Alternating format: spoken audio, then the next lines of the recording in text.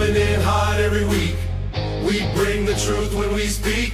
Red, white, and blue, the bold stand tall. We the people, united won't fall. Yeah, with we the people as I beat and rhyme. We're dropping old school values every time. Extreme honesty with a fresh twist. Breaking it down, you don't wanna miss. It's freedom talk, loud and proud. Voice of the people, can't be cowed. Every week, we speak our mind. For love of country, it's one of a kind. So grab a seat, let the brain show roll. We're serving up truth, heart and soul. We're the lads with that patriot steel. For the people, by the people, of the people. Let's go, let's go. Raise your voice high, let the echoes ring. In the land of the brave, we dare to sing. United in hope, come what may. Freedom talk, the American way. It's the BRANE Show, coming in hot every week. We bring the truth when we speak. Red, white, and blue, the bold stand tall. We the people, united won't fall. It's the BRANE Show.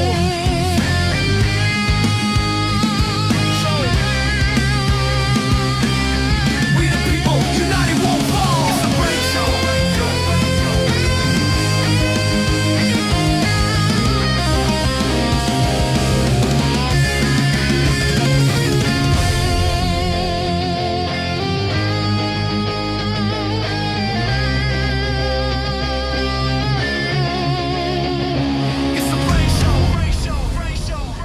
This is for America!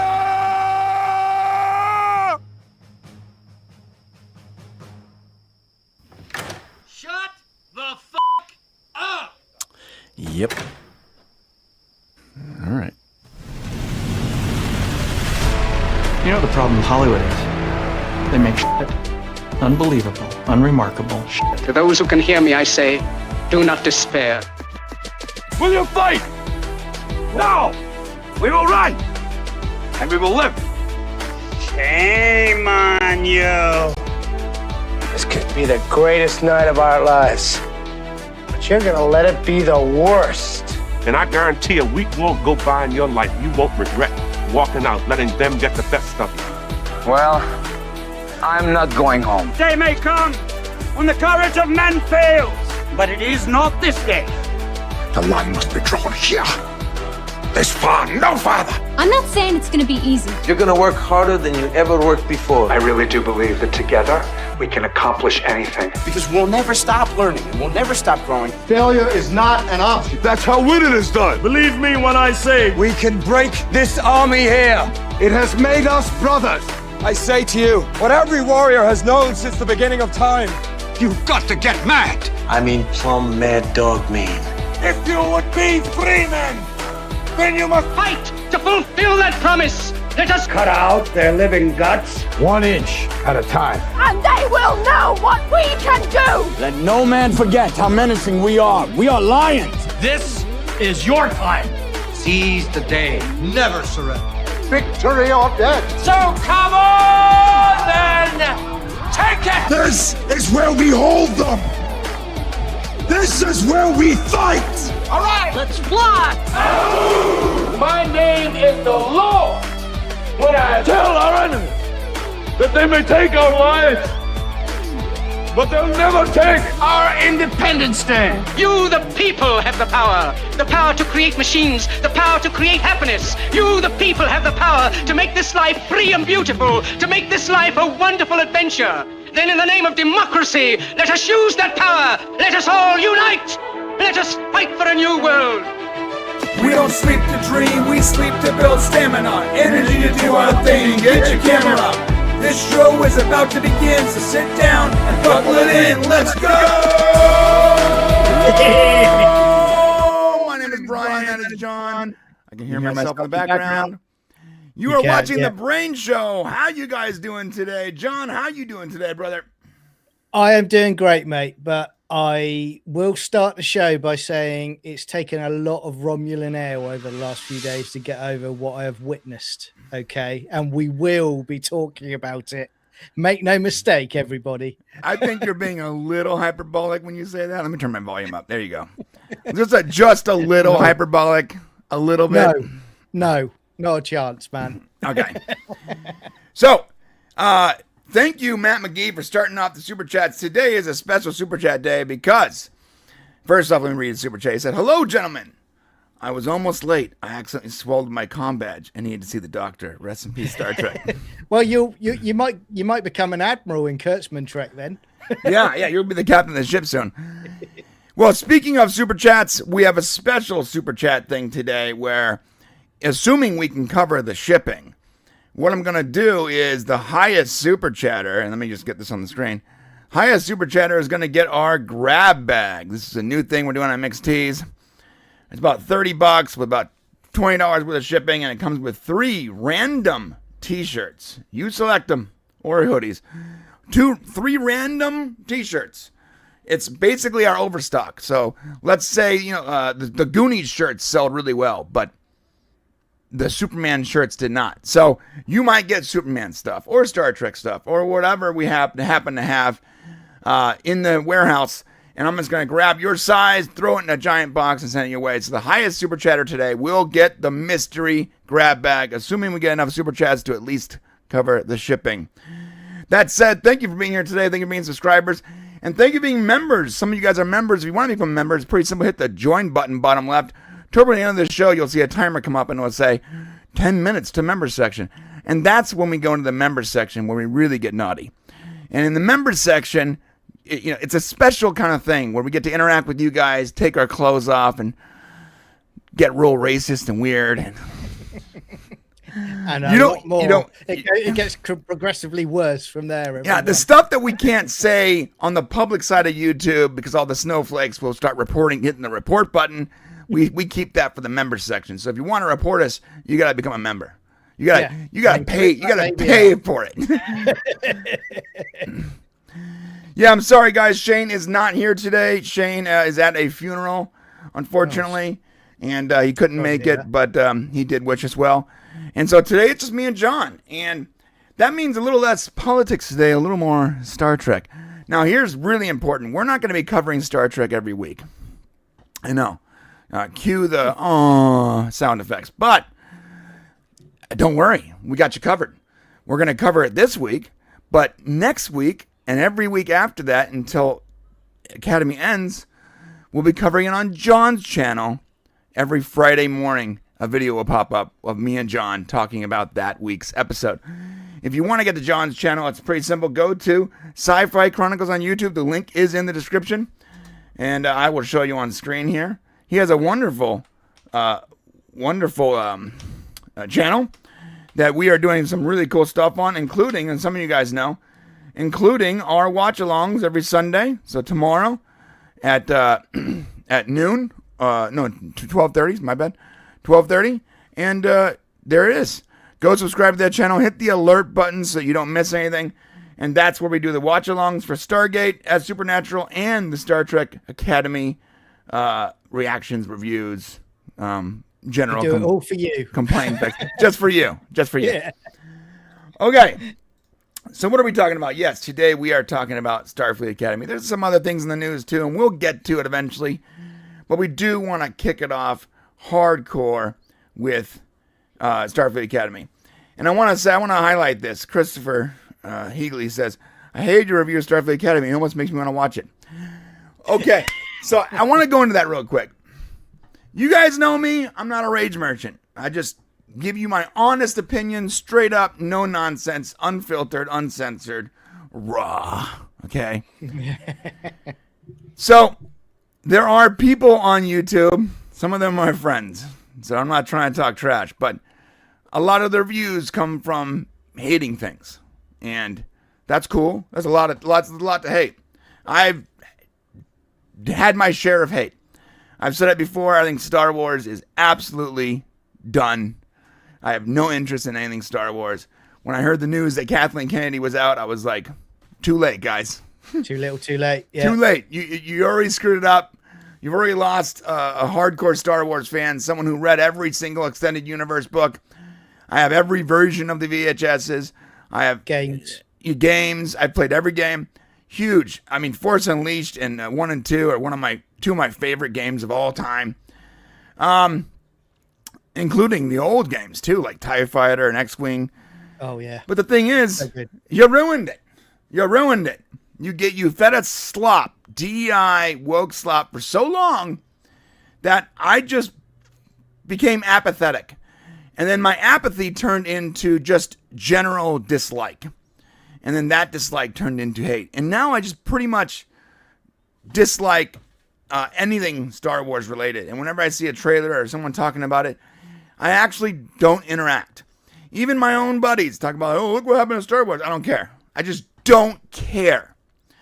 Now, Star Trek's a little different. I'm not at the hate stage yet. I am at the more of the apathetic stage. And they've been doing their best to follow in the footsteps of Star Wars. I'll tell you right now.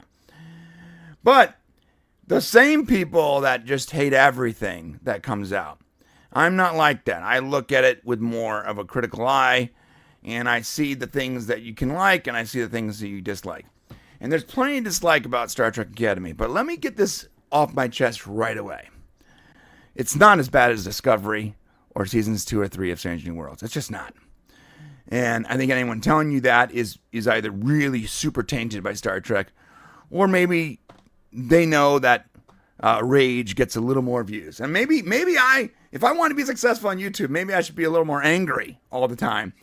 But I'm just not. Now, there's a lot of cringe in this series so far. But the first 2 episodes are not as bad as I thought they would be. I digress. We are going to go through it. We're going to go through every episode. We're going to click through frame by frame in our classic style. You will see what we're talking about. And I know John is way more passionate about his dislike for this. But I want you to know, anything coming from John and I today is 100% honest. We're not doing it because it gets extra views. We're not trying to glaze. And that goes for the glazers too, because there are glazers that just love everything Star Trek when it's clearly, like, objectively bad. Right? I think the other thing I would say as well, mate, is generally, I know when me and you do these sort of reviews, we're not going for the actors, in the show themselves. We're talking about the characters. And they're there to do a job. They're there to act to the script that they're given. So we're not going to call out and have an attack on the individuals themselves. It's the actor. Yeah. It's the characters, the casting, and the characters. Right. That said, though, like I don't like the fact that she wears glasses. I have adamantly Retinax, mate. Attacked this. I've attacked this, and I've been attacked by the glazers that the captain is wearing glasses, and it doesn't make any sense. Like, well, what about? No, stop. You're trying to fill in headcanon to sort of make it work. That's just not how good writing works. You shouldn't have to fill in your own headcanon to make it work. And as far as the extremely overweight bridge officers and Jem'Hadar Klingon hybrids, look, I'm not trying to throw stones at a glass house. I'm a big dude. But I'm also, and I said on John's show, I'm also not an actor on a Star Trek episode playing a Starfleet officer. So when I do go, hey, they should not be morbidly obese on the bridge of the starship. People go, what about you? You're fat. Yes, I am. I'm also not a goddamn Starfleet officer. It's not the same. I get it. I have poor self-control over the things I eat, and I'm working on that. But dude, I'm not a Starfleet officer. No. And also, can I just say, mate, with Starfleet, right, the whole point is that if you're in a command position, you lead by example. We've got the person who's in charge of physical fitness for the academy that is grossly overweight. Overweight. I'm sorry, but someone higher up should be going, look, you're going to have to do something about that. Yeah, you got to set an example for the cadets, man. You got that's like me going to a gym, and the personal trainer I sign up with or is given to me is considerably overweight and is going, we're going to get you into shape in weeks. It's like, I can't believe a word you're saying. Right. Imagine if I walked up to you, like you went to Planet Fitness, and I walked up and I'm like, hey, John, good to see you. I'm going to be your personal trainer. I'm like, you would have been like, who's your personal trainer? It's like someone. Are you doing your own workouts, dude? Like it's like me. If I was a personal trainer at the gym of like how big I am, and someone walked up to me and I said, "Hi, I'm your personal trainer for the day." People call me Tubbs, or Tiny. Ironically, Tiny Tubbs. One thing Kim Jong-un said, he said the only redeeming quality about New Trek is visual effects. And yes, the visual effects of STA are actually really good. That's what makes me so sad about it. Yeah. If the writing was better with those visual effects, you could have had something brilliant. I keep going back to Star Trek Picard season 3 because I adore that. And $1 million an episode. They did that for $1 million an episode.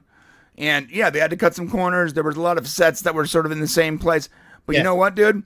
$1 million an episode for that classic, timeless season of last season of TNG, essentially, really good. Because this stuff is costing, what is it, like $6 to $8 million an episode? $6 to $8 million an episode. Not good. That's not good. It's mad. It's mad. It's quality over quantity, isn't it? You know, that's right. That's just my view on it. You know, good writing, good acting trumps millions of dollars to put in FX every single day of the week, as far as I'm concerned. And I'm a Doctor Who fan that loves classic. That's an example of. Oh, bro, talk about poor effects. Yeah, the writing. So good writing can forgive a lot of stuff that is possibly cringe, right? Perfect example is Doctor Who. Exterminate. I mean, that's so cringe. I mean, like, just look at that on its own without any of the writing. The Daleks, what are they called? How you pronounce it? Daleks are super stupid. Like, on their own, just look at one scene and not the whole context. They look like rolling trash cans with high-pitched voices that say, exterminate, Yeah. I mean, they look stupid. But, dude, the Daleks are terrifying the second you take it all into context. Same with the Cybermen. On their own, they look really stupid. They don't look special. But the concept of them turning humans, it's actually the writing fixes everything.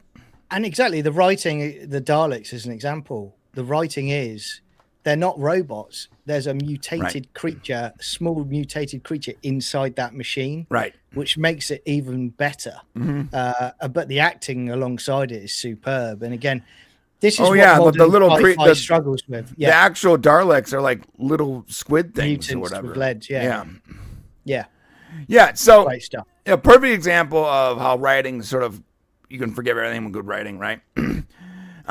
So about this show, and I'm gonna put it on my screen here pretty soon. But about this show, so far the writing isn't horrible outside some of the cringe stuff. And speaking of the cringe stuff, I think that.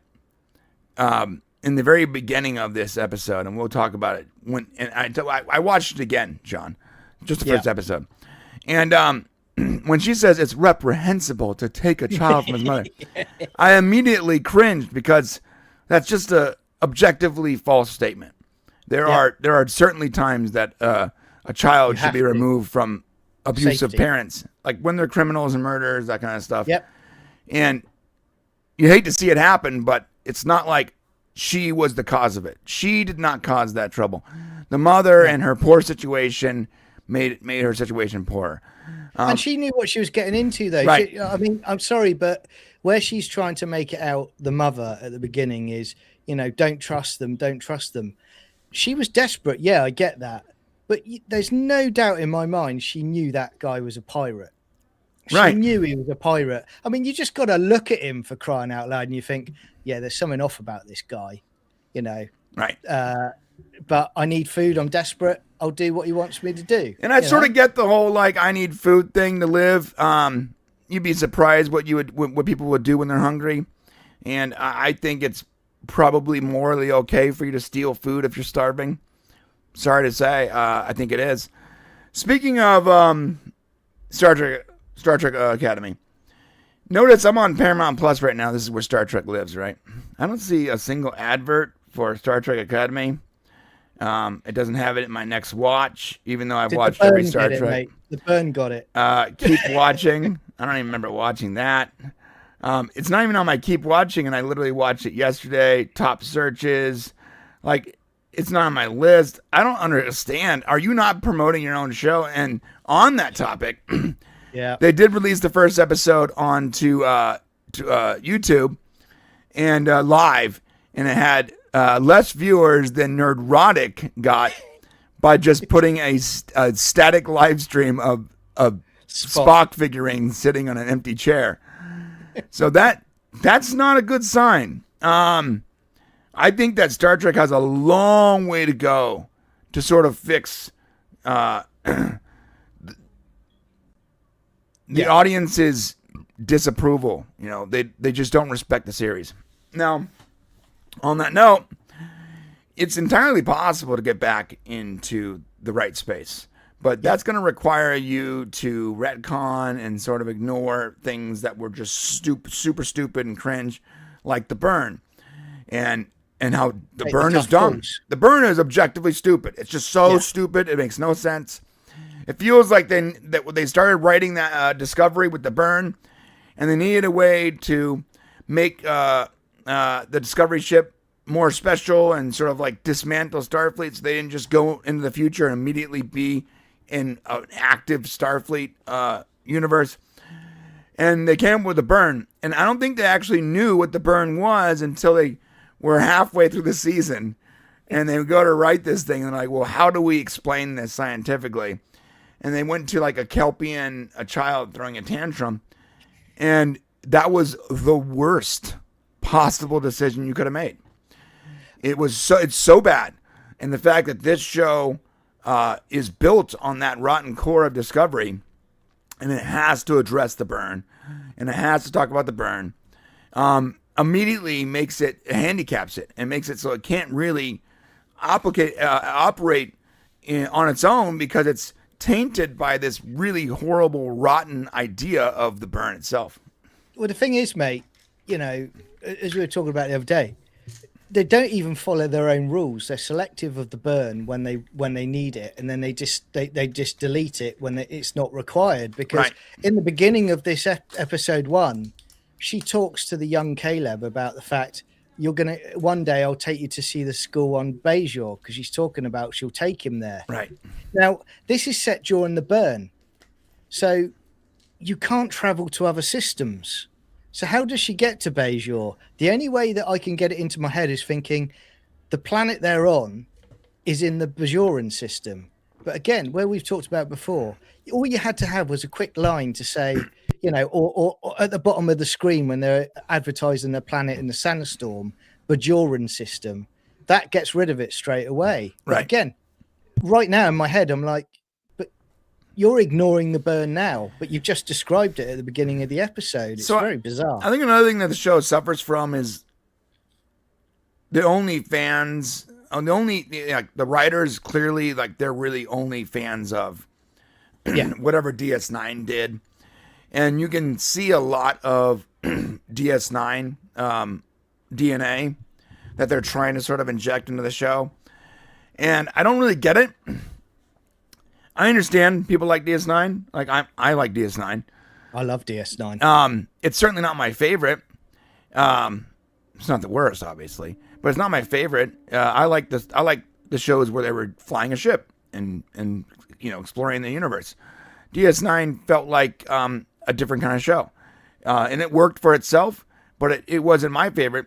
But I can always tell you that every one of like the new Trek people, because there's a lot of like quote unquote progressive Trek people that religiously watch DS9 and have seen 3 episodes of the original series, you know, 4 episodes of TNG, never watched Voyager, never watched Enterprise, and they're calling themselves Star Trek fans. Well, I guess you're Star Trek fans of one series. You're certainly not Star Trek fans of the whole franchise. Yeah. And I've noticed that some of the writing for Discovery and now STA, it certainly leans that way, where it's like the people that like their knowledge base is only DS9. Yeah. I think for me, some of them edge into Voyager purely because you've had Prodigy, and you've had Janeway, sort of the holographic Janeway show up in that. But I think that there is Prodigy elements. I think that was that might have been a Noga Landau thing, because she probably looked at like how popular Prodigy was and how sort of cool the characters were, and they're like, how can we inject, and that was like the closest thing to an Academy type show. How can we inject some of that in here? I'm calling it now. you're going to have a holographic Janeway at some point in this season. I can already see that coming. You got the Doctor, right? You've had the Prodigy character walk past. You're going to have a holographic Janeway turn up at some point. I would say I'm 99% confident on that. Yeah, I don't know, because the actor is very, very much a lot older than what she appears in. But did you see her at the premiere and she was being really cryptic? Because they were asking her, is there going to be a Janeway series? And she basically said, "Oh well, we've been talking, but when I've got something concrete, we'll talk about it." So they were only talking, I think, because Picard season 3 was so widely received as acceptable. Lord Todd said Picard season 3 was terrible, but Terry did miracles with the shit he was left with, and that's true. The thing is, if you look at Picard season 3 on its own and completely divorce it from seasons 1 and 2, it's essentially TNG the final season. That's how I look at it, and that's why I like it so much. Because for me, it's I can watch all of TNG and then just skip right to Picard season 3. And for me, it's like they ended, and then 30 years later, we're getting a final season. It's like a TNG revival. And Terry sort of snuck that in. He goes, "I don't really want to make a story about Picard. I want to make the next generation." Right? Yeah. And this is why I'm wearing a Terry Trek hat. I love Picard season 3. For me, my view is, if I'm Paramount, yes, he's at Disney at the moment, but I'd be going. Where these execs, they sit around tables and they go, right, we need to draw up a short list of the people that can come in and bring Star Trek back. And then they always go for the wrong decision. Straight away, all the targets are firing towards get Terry Matalas in to do it. Picard season 3 is great, in my opinion. And I think it's the best thing we've seen for anyone's seen of Star Trek. Well, proper Star Trek since Enterprise finished, in my opinion. And I think you get him in, you get his team in, and you let them go with it. The fact that they, like you said, we got that, and he was doing it with his hands behind his back as well, because he had to try and skirt around certain issues from previous seasons. He had to actively somehow respectfully ignore previous season stuff and just stick with what he wanted to do, and he had to do it with a very little money. Because the only reason Picard season 3 happened was because it was contracted to happen. And it was running on fumes. Like, budget-wise, support-wise from the studio, it was basically at the end of its gas tank. When your thing is blinking and it's like, you have 5 miles left. Terry managed to squeeze 50 miles out of 5 miles. Yeah. All right, so speaking of Super Chats, Kenneth the Roke, the absolute legend. Genius. Super producer. For $20, it says, wait until season 5. I think it has something to do with DS9.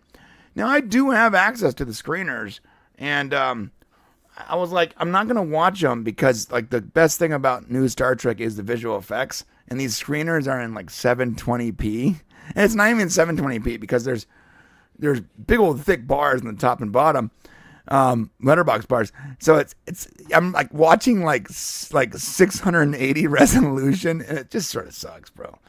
All I'm going to say to you, right? I've heard loads of stuff online about supposedly producers have said, "Oh, it answers a historic question," and I've heard hints about Cisco, right? No proof or whatever. Right. If they mess with Cisco, I am removing my clothes, walking into the nearest lake to my home, and I'm not coming back up. That's it. You guys remember this? Cisco alone. So when they mess with Cisco, we're going to need him to live stream him walking into the nearest It'll be lake my big salute naked. and goodbye. Yeah.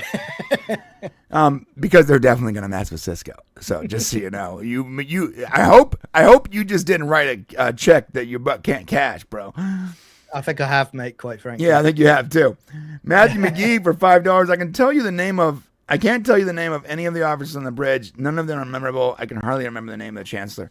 Yeah, this is the same problem we have with every new version of Trek outside of Lower Decks. I really can't tell you what any of the names of these characters are because the bridge crew is just, they don't treat them the way that they treated them with Legacy Trek. In Legacy Trek, the bridge crew was an important part of the process. It was an ensemble cast. Really, this is sort of like the main characters are these 4 people, and the bridge crew is sort of ancillary. Same thing with Discovery, and I know that like that bridge crew stuck with Burnham almost the entire time, but I still can't, to this day, tell you a single name of a single character on Discovery outside of Tilly and Burnham and Stamets. I just don't know their names. And I know that's sad, but I just don't. The chick with the robot eye thing, I remember her face. Can't tell you what her name is. The Asian guy, I have no idea. I can't even tell you his face. I just remember he was Asian. Like, that's it. And I remember the Kelpian guy, Saru, because that was so unique. But pretty much everyone else, I can't remember. And same with this show. Now, I'm going to remember the Morbidly Obese Beast lady's face, not her name. And I got to tell you, she had a cute line in here when she was like, teacher moment. It was sort of an interesting, like you can tell that the writing is better than it has been in Discovery and Strange New Worlds, but the casting is so abysmal. Could you imagine being on a 5-year mission with that woman though? Like every single day, 57 can be a teachable moment, right? Let me. I've got a phaser here. I've got a phaser. Let me shoot her. I mean, but it was like the line was delivered well. It was delivered well for sure. Yeah. Let me ask you a question: is it possible to overuse the replicators to the point where they have no more food? No. If they've got energy. So this is why these people are so fat. Okay. There's an abundance of food and not an abundance of self-control. Mate, I laughed because they've even got a Starbucks. Because you go, it's called, what is it called? Repli Cafe. No, and really? I was like, yeah. You watch the episode. It might be in episode 2, but it's Repli Cafe, and all people are queuing up for replicated lattes and stuff. And I'm like, oh my gosh, like that. And I was like, well, okay. Another thing I'm going to say to you about the reason we don't remember the names of the crew on the bridge is because the captain's chair is getting so further away from the crew's seats because the bridge is so enormous. That's why they need site-to-site transporters now, because they can't hear what the captain's saying. Yeah, it's pretty wild how far away. Like the bridge is too big, and that's a weird thing to say. But and we're gonna talk about that too. The bridge and the general shape of the ship. Like I sort of understand what they were going for, but they totally missed the mark. And I'm gonna tell you why. But first, Kenneth Rogue says, "Where are the replicators?" I think he's talking about where are the replicators. Kenneth Rogue again. Where are the replicators? Why do these people have to steal food and Federation credits? Well, I think because, and let's just. They're in Klingon Jem Hadar's quarters. I'm gonna they're hoarding the replicators. Listen, I'm going to take the burn, and in my mind, I'm gonna give it a better answer. Let's completely devoid ourselves from Discovery and say the burn wasn't a Kelpian throwing a tantrum on a holographic world that was made of dilithium. Let's say instead, the burn was a Romulan device. And what the Romulans did is they were trying to, they were experimenting with dilithium and in their singularity core to increase their military strength. Yeah. And what happened was there was a reaction, and it filtered through their mycelial network and destroyed all the dilithium. I can't believe you just said my I mean, I don't know what other network like is it like what are that, mate? I mean, subspace. Okay, it filtered throughout subspace, and the blast wave wasn't in regular space; it was in subspace, and that blast wave destroyed or cracked all the dilithium. Yeah, and until they find a source of dilithium that was shielded, they're screwed, right? So let's say that was what happened instead of a stupid Kelpian throwing a fit. That was retarded. Let's say that's what happened. All right. Now, if with that idea, and that's the burn, okay, same exact consequence. Like, same outcome, just a more believable premise. And by the way, I came with that off the top of my head, live on a live stream with zero preparation. So, I'm shocked that someone else couldn't figure this out better. But Brian for Star Trek. Brian for Star Trek, everybody. Whatever. Let's say that's the case. Okay? Now, if you take that idea and you go and watch this show, having not seen Discovery and knowing nothing about it, right? The show is immediately a little better. It's immediately a little better. And it's not because the premise is better. It's because it's not built on the rotten core, right? Yeah. Now, but on that, the burn did happen, which meant the start. So with that thought, Starfleet fell because they couldn't support their colony worlds and they couldn't support their neighbors. And that's what happens when you have a superpower that everyone relies on. And all of a sudden, the one thing that they need to get to those people to support them, they can't. So now Starfleet and the Federation effectively are crippled. So that means that while they were the ones supplying most of the replicators to these worlds, these outer worlds and these more far away, they might not have replicators anymore. And now they have to get food the old-fashioned way. And that would probably put them in a position where it's harder to get food. I can see that. What I don't understand, though, mate, is, and I get what you're saying, because that makes, again, that only makes more sense, but that makes it more acceptable and palatable for me as a Star Trek fan to go, I can watch that. Okay, I'll tune in for that. But when you're looking at Earth, refineries and Earth power systems, they're not powered by dilithium crystals, though, are they? The ships are powered by dilithium crystals. So, me and you talked about this before, and we're theorizing. I don't think Earth was affected in the same way. But what I was going to say as well is, what I don't get, and you get this in episode 2, where, Beta Z are asking for ships for defense, right? The whole point, and we've seen this in Star Trek. We've seen it in the original series. We've seen it in Next Gen. We've seen it in DS9. There are different sectors with star bases, right? And in each sector, you have a certain number of fleets that protect that sector. So even if, and I accept the fact that they say the burn blew up the reactors of every ship that had dilithium crystals. Right. But that doesn't mean that you can't build another ship that isn't using dilithium crystals. Well, for the Federation, and I'm not trying to defend the burn here, okay, just be clear. But outside of the stupid spore drive, I'm not. I'm just here. Again, like I said on your show, I have forgotten more about Star Trek than a lot of like these hyper tourists even remember. But last time I checked, the Federation didn't have a whole lot of propelling methods outside of the spore drive that was introduced in Discovery, right? Like, is there another form of, besides warp? Well, there's a few things. In Starfleet, not in Romulans, not in Birds of Prey. Yeah. Well, me and from watching it for goodness knows how long. Look, you brought it up the other day, Voyager, slipstream technology. That's one. Well, but slipstream still required dilithium to get up to speed before they can go slipstream. So you needed dilithium. You needed the warp drive first. But you've also got the remember in Next Gen you had the wave technology. You remember where you surfed it? But that still required a warp bubble, which still required dilithium.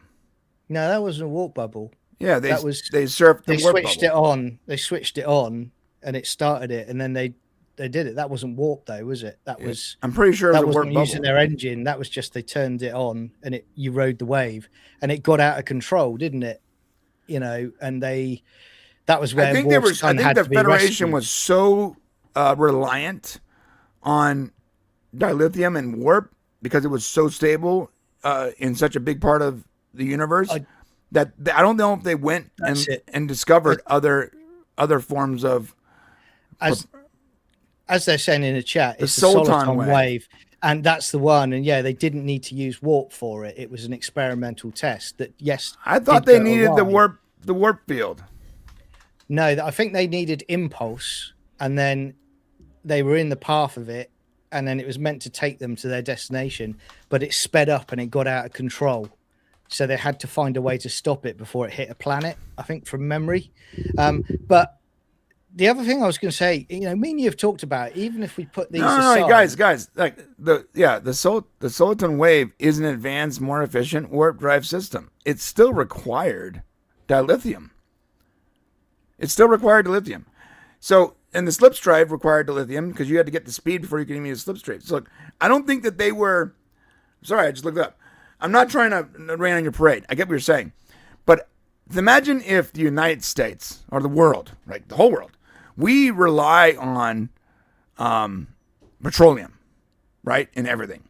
Yeah. Whether it's for gas, petrol, whether it's for making plastic parts, for engine lubrication, like our entire system is built on gas. And like we talked about the Landman episode, even if we all decide to stop using oil tomorrow, we don't have the infrastructure to support any alternative energy sources right now because we're so reliant on it because it's so stable and such a profitable industry. But taking that aside to what we were just saying there about, what we know from Star Trek, as me and you have talked about the other day, you're talking, 900 plus years from next gen.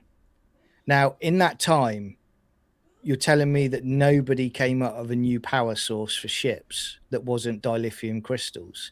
And again, that's what I don't understand because, there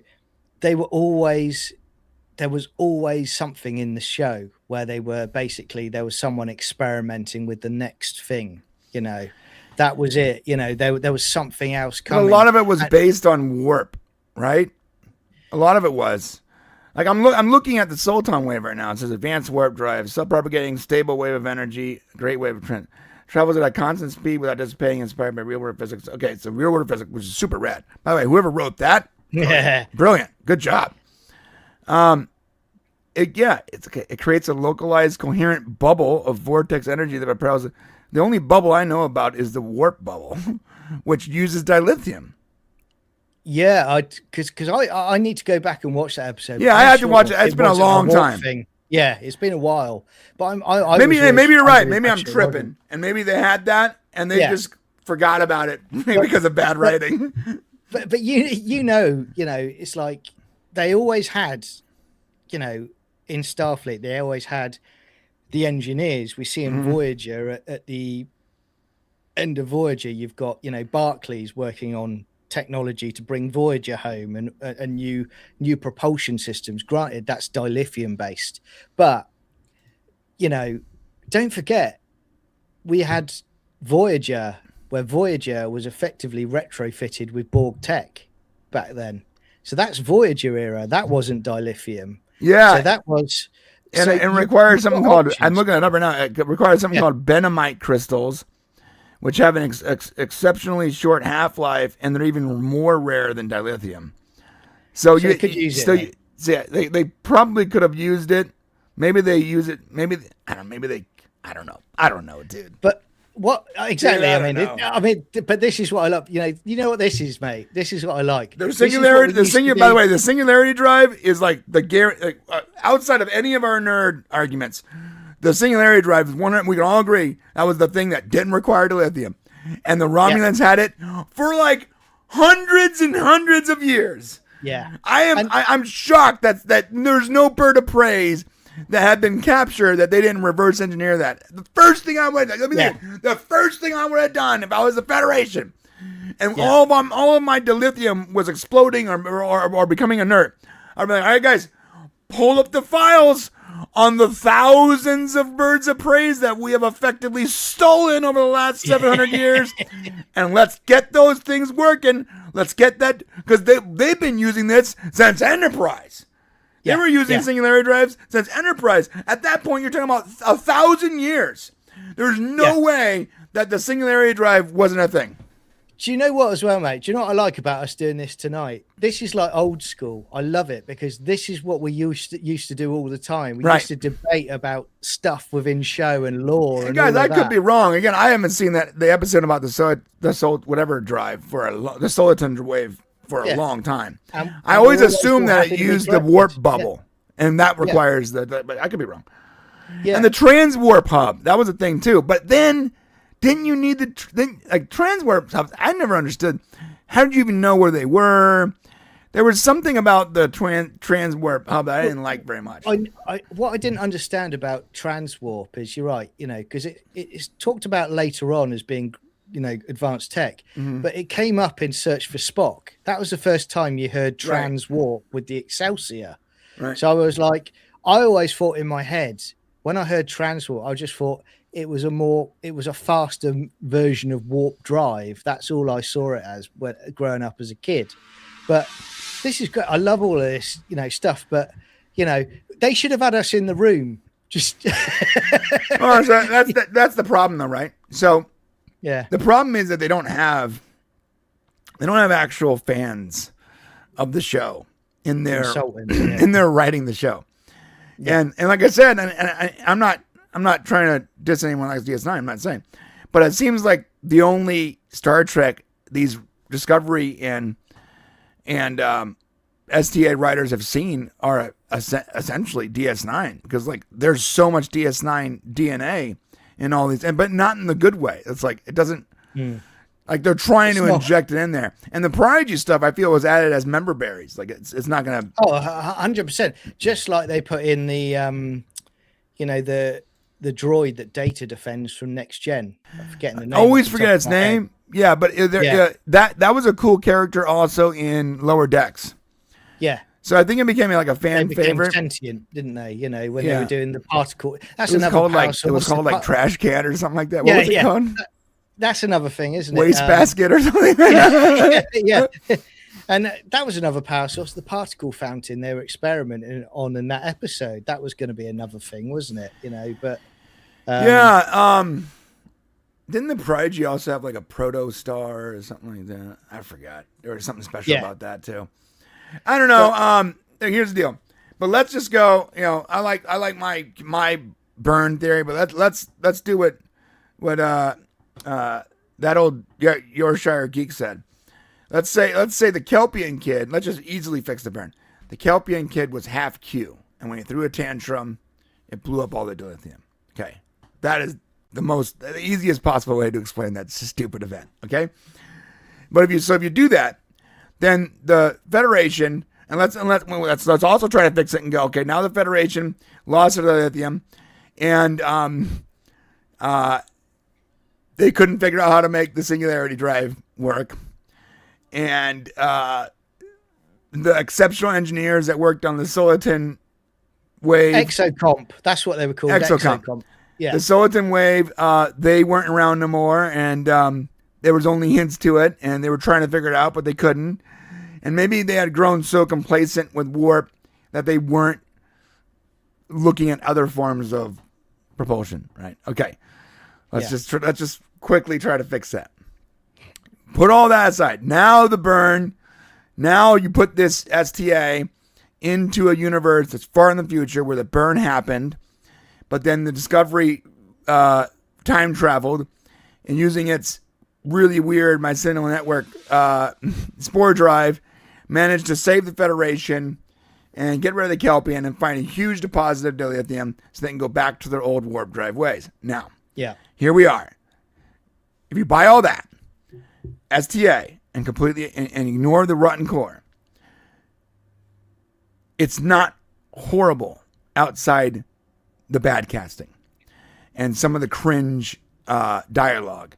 It's not. The main character, I believe his name is Caleb. Correct me if I'm wrong. Yeah, Caleb. Yeah. Caleb is not a bad actor, and he delivers his lines well. And for someone who is traumatized, had a traumatized upbringing, he is acting exactly how traumatized people act. Where everything's sort of humor. He's a little angry, and he masks his frustration with humor. I mean, it's not like overly. You would think that Discovery writers would have made this kid the most dramatic person on the planet, like they did with every character in Discovery. But they didn't make him overly dramatic.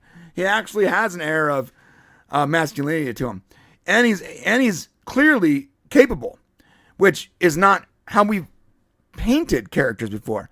So when I see this character, I go, this is not a Discovery character. This character works for its backstory. And so immediately right there, I'm intrigued by that character alone. I'm intrigued by Paul Giamatti's villain character. I like Paul Giamatti. And while I like Holly Hunter, I don't like that casting at all. No, she's hammered. She sounds drunk all the way. She sounds drunk all the time. I think she's way too old. So I'm not a fan of that casting, and I wasn't really a fan of Paul Giamatti's casting either. But then he delivers. He delivers so well. He is a good actor. He's one of those villains where you like the villain. I will say, and that's rare for Star Trek now. Like usually the villain, there's no how many. Well, can you remember the last Khan villain we had or something like that? I'm not saying he's Khan. No, I'm saying most of the villains are like mustache twirling white guys. You know what I mean? I will say, mate. You know, we talked about it and we'll talk about it again. You know, I said to you when we start in the first 5 minutes, and the mother is on trial with Caleb there, with Holly Hunter's Captain Nala. You know, and Paul Giamatti's Braca is on trial. Basically, Paul Giamatti's Braca says, no, a woman was starving. Right. And I had a solution, not an idea, not good intentions, a solution. A solution. He's 100% right. He's 100% right. He's like, okay, the things I do are ethically not what are acceptable in the Federation. Maybe I kill, but there's a supply and demand issue here. Someone needed food. I got them food in exchange for them doing this for me. Yeah, I had a problem and I solved it, not with platitudes, but with action. And and unfortunately, someone died. Yeah, but if that guy didn't die, then was this mother and child gonna die? Because that's, I mean, if you look at it like what's the trade-off? 2 people or 1 person. And I hate to say that, but like it's a trolley problem in real life. And he looked at that villain, quote unquote, he saw a problem and he solved it. And maybe it was morally wrong to kill the guy, to steal whatever. But was it? Because they had to eat to live. So was it? I mean, it's a trolley problem, essentially. Yeah, you kill the mother and the child or the Starfleet officer? You're exactly right, you know, and that he suffered. And then I said to you, the mother then turns up and says, oh, you know, don't trust them, you know, just trust me. Look, you made the choice. You knew what you were getting into, you know, right? You knew what you were getting into.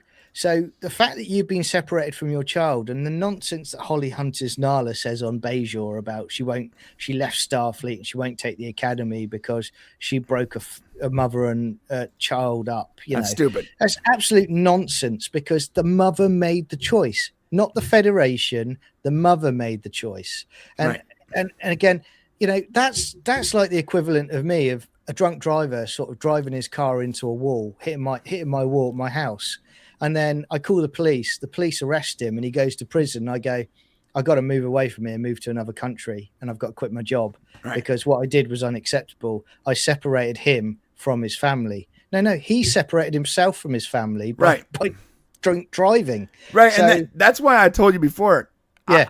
And again, if there was capable writers in this writing room, they would make the mother the bad guy.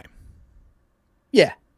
And I think they're leading to that. The mother would be the big bad, and Paul Giamatti's character, Braca, I believe his name is, Braca is basically working for her.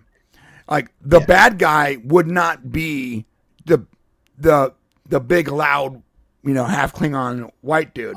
He's just the figurehead. The real bad guy would be his mother. And if they did that, then it would create 2 villains that are 3-dimensional. The reason she became the villain is because she needed to become the villain to survive. The reason he was the villain because he needed, like, it's all about survival. And the more you do that is gray and morally questionable just to live and to get by, like I said before in your show, the more you sell a little bit of your soul until you're eventually just become the villain. I 100%. And I think you're right. I think it's going to edge that way to her being the villain in charge, because there's one bit that Nala says, it's in episode 1 or episode 2, but I'm paraphrasing, but she says, your mum was studying physics when she was in prison. And if she'd come to the if she'd had the opportunity of the academy like this, who knows what she could have achieved. Now that's setting up that it's coming back to bite them on the arse at some point. So here's that scene real quick. Let me know if you can hear, okay? Look at him tether while the Federation. Mr. Braca, stop talking.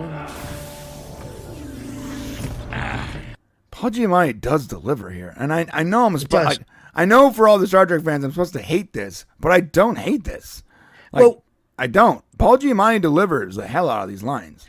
Well, Holly Hunter, says, what's it she quotes in episode 2? She says, first make your bed. But when she walks in there, she looks like she's just got up out of bed and she hasn't made her bed. She's literally right. It's like right. When it's like, I don't know, how can I describe it? It's just maybe someone directed her to go that way. Well, we talked about before. Portrayal. We talked about before. The reason she said first make your bed is it's a military thing. Yeah. So in the military, they go serving your country starts with making your bed. So when I was in the Army, that was the thing. You got up when you got up in the morning. The first thing you did, or for me, sometimes it was at night. It depends on what they tell me doing. But the first thing you did was you quickly made your bed, because the reason they taught you that as a private, like a soldier, was they wanted you to learn discipline. And discipline starts with the simple task of keeping your crap clean. Yeah. So I understand why they said that. Like, she could have been quoting the United States Army, okay, when she said that. It was the same concept. Hospital corners. Yes, Lord Toth knows what's up, bro. Hospital corners. Okay. I never got the hospital corners right. I'm going to tell you that right now, dude. Never got it right. But do you know what I find so amazing about this show that just baffles me really is, and again, we've got different views on it, and that's fine. We know I didn't enjoy it, but the fact of the matter is, she does a quote like that about first make your bed, right?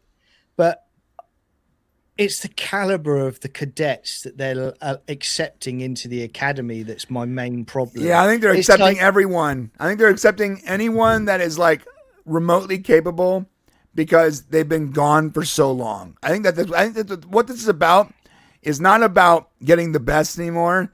It's about getting whoever is eager to join. I feel sorry for whoever gets to flip in the runt. Right. The runt crew on the ship somewhere, the captain gets his new crew, and she's saying red alert, red alert, red alert when he's telling red alert, red alert. Yeah, no, clearly that character is the comedy relief. I gotta say, like, if this thing ends into like a live action Lower Decks, I'd be about that for real. Yeah. Let's watch this scene real quick. Facts are facts. You brought down a Federation supply vessel and murdered the shuttle pilot to steal food rations. No, the facts are a woman was starving, and I had a solution. Not an idea, not good intentions, a solution. God damn, he delivers that line. And he's bang on. I'm not trying to glaze for this guy right now, but I'm telling you right now, Paul Giamatti is acting his butt off here. He is doing the best with what he's given. And I'm not saying everything he's given is good, but he is killing it. And maybe it's just because Paul Giamatti is a gangster. Good actors, mate. And this is something I always brought up about Peter Capaldi when he was Doctor Who. Good actor. You can have bad scripts, appalling scripts, but the good actors always find a way, even if it's a really bad script, to raise the level. Right. And he does this. That's so true. Capaldi, let me tell you something. Yeah. Capaldi is where I stopped watching Doctor Who. Wasn't because of Capaldi. It was because that one super long 2-part episode where he was like trapped in a castle or something. Do you know what I'm talking about? Yeah, I know. God damn, I couldn't do that, bro. I'm sitting there, and Capaldi is absolutely stunningly an amazing actor, hands down. Yeah. But he needs someone to act against. And you put this poor guy on his own for 2 episodes, and I was like, all right, I don't think I'm good. I'm done with this now.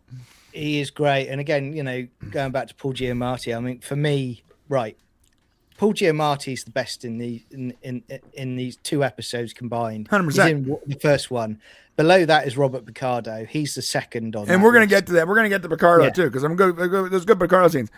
So, and I want to show you the rest of this scene. Then I also want to skip ahead to where the kid escapes the window, because while a lot of people were criticizing this, I actually see, and I could be interpreting this incorrectly, but I actually see a sort of a clever setup here.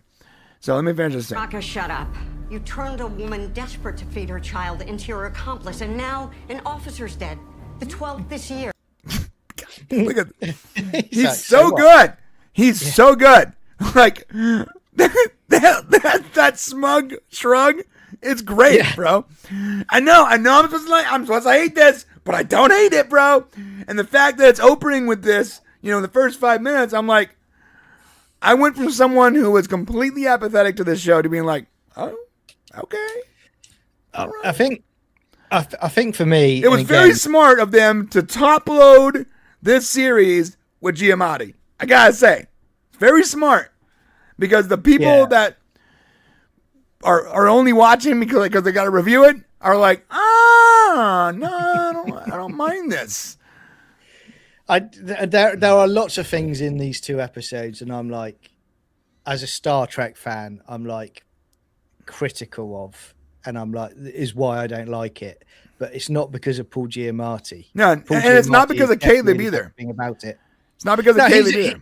He's a good actor. I think with Caleb, the thing that I'm tired of these days is the from the wrong side of the tracks kid who suddenly is the key to everything, and that's not a criticism of the acting. I don't know if he's the key to everything. I think he's the key to this story, because the story is essentially about him, right? Yeah, but one thing I will say, right, we start off the episode and they're talking about, he knows about, what is it, trans whatever matter. Oh yeah, that's stupid. Yeah, that, and you think, right, okay, that sounds like it's going to be a payoff later, which it is. But it also says to me, the bridge crew are absolutely useless in this story, and I know that they've got to set up the cadets, but quite frankly, and I'm not trying to fill this out. I'm not trying to fill this in with headcanon, but imagine like your programmable matter. So imagine you're a street urchin, right? A vagabond like this kid was. Yeah, and you had to hack everything and steal everything just to sort of get by. Programmable matter would be like your greatest toolbox. And like my greatest toolbox is my computer. I'm very good at everything there is to know about this technology. Now you put me on a ship with an Apple computer, I'm going to die. But give me a PC or a Linux or a server console, I'm your guy. And maybe not everyone on the bridge crew is the server admin. Maybe there's something else. But this guy has basically gotten through his entire life by hacking everything. And in that universe, programmable matter, goddamn, that's like that's the ultimate hackable thing, right? Yeah, I sort of got that. I feel like someone on the bridge should have offered something a little more. You're right. They didn't offer very much. I guess they had like an idea, but it really relied on these 3 cadets that they had just brought onto the show, which. Yeah, I get. But they did the same thing on Lower Decks, by the way. Yeah, I get that it's Star Trek Academy, so you've got to show the new cadets as shining. I get that, but it's like Lower Decks. It's funny because like these characters that had no rank and no position were always the key to every single one of those stories. And you got to ask yourself, is that because we're watching the show Lower Decks and they're only showing us the adventures where the Lower Decks were key players?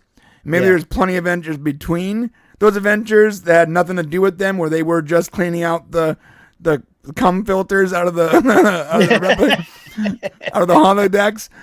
Like, maybe that's the case. Like, you have to ask yourself, if the show is about Lower Decks, we're only watching the adventures that involve those characters. Yeah. And okay, I sort of get that. That's I can buy that, because Lower Decks for me I did like, but there was that criticism. If they're lower at this point, they should be admirals because they've saved everyone 500 times. But did they show us the 5,000 times that they didn't? We don't know. No, and that's the question.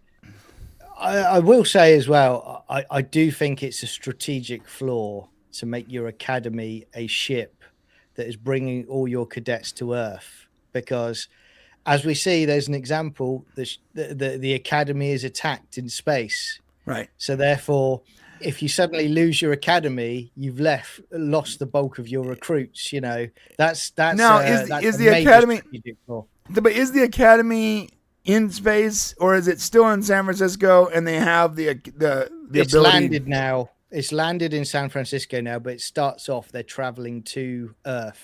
Right. Because Paul Giamatti, remember, traps them in space. Yeah. That's sort of interesting. It almost has like a Stargate Atlantis vibe to it. It's like yeah. I mean that's it. Like the whole facility can basically take off.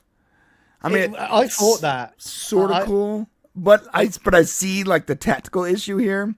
Yeah, if, like your entire next generation of Starfleet officers are now vulnerable. Right. Yeah, it's. I mean, but I also see the appeal, because I cannot do an entire show where the academy is only in San Francisco. Yeah. I can't do it. And like, so they had to somehow get the thing into space. But you know, a clever way to do it. I mean, I'm not trying to glaze them. I'm just being honest. I know. I'm being purely honest with my assessment, my opinion of this.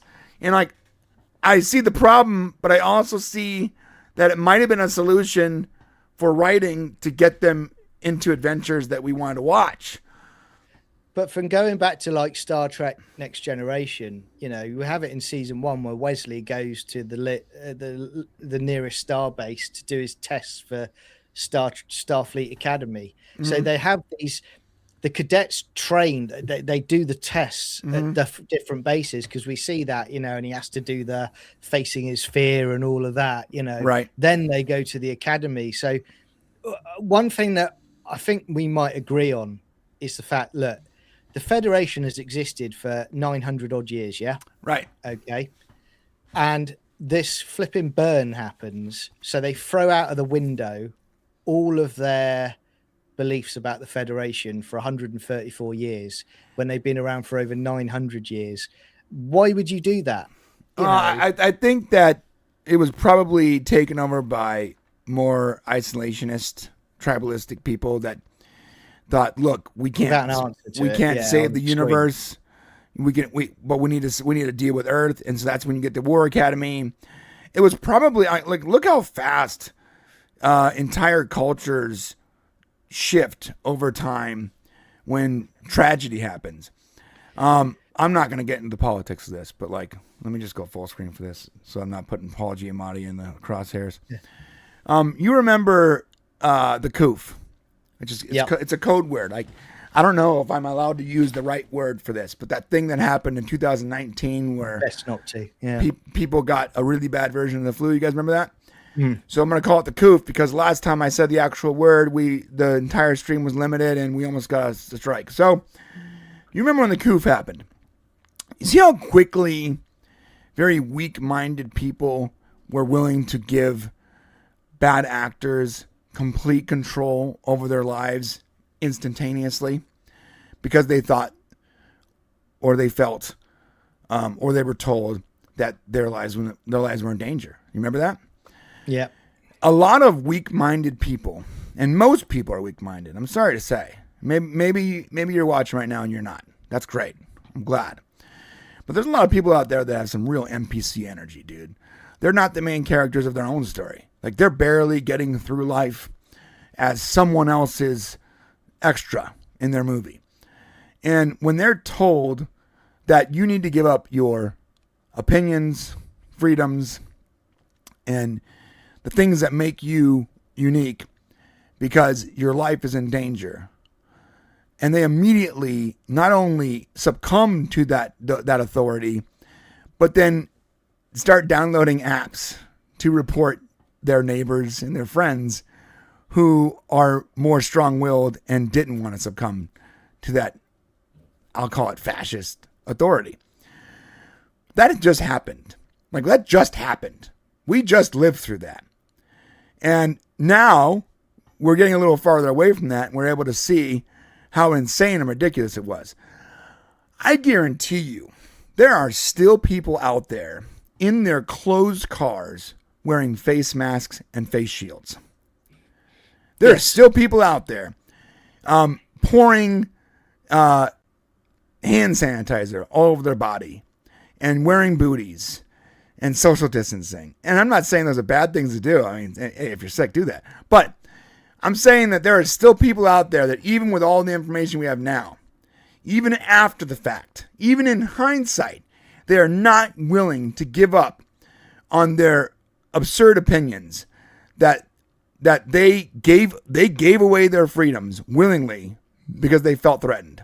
Now, put that on a galactic scale. People feel threatened by the burn, feel threatened by their lack of resources, and bad actors can fill in that void immediately and convince a lot of people to throw away 900 years, just like we threw away a couple hundred years of freedom, a couple hundred years of America and hell yeah and all that freedom of speech. We threw that away really quickly because people felt fear. So imagine bad actors stepping in immediately, people with strong wills, and they took over the minds of more weak-willed people to make them feel fear and to make them isolationist and go, yeah, we need to take care of planet Earth and start the War Academy and put our shields up. That is completely, in my opinion, totally believable because we just lived through that. What I don't get with that, though, okay, is the fact that, during this incident, correct me if I'm wrong here, okay? Mm-hmm. They can still communicate with other worlds. They can still communicate, okay? Yeah, with subspace, right? Yeah, with subspace, exactly. Right. So they can't get to them, but they're not cut off from them, okay? Right. But you've also got, on the Earth, they established that Paris is the headquarters of the Federation. They established that. Mm-hmm. So you can have all of these alien ambassadors there and everything talking around. That's where decisions are made about the Federation. So, you would think there would be a coming together there to say, right, okay, we need to work together. Let's get everybody on it. We can communicate. I mean, let's get our best and brightest on it to find a solution. You would think that, but that's just not what happens. And unfortunately, in real life, I will say, I'm sorry, real quick. Yeah. What is that quote? A person is good. A person is smart. A person is reasonable, but a group of people are stupid and dumb herd animals. It's really easy for stronger-willed people to control a group of weaker-willed people. And when the second you inject fear into a crowd, they become stupid and untamable and unreasonable and illogical in every way. I just think that is a believable thing. It's not something that probably should happen in Star Trek. Star Trek is supposed to be a better version of our future and not the realistic stupidity of our present. But I will say, mate, as well, right? The second episode where you've got Beta Z and the president is wanting ships.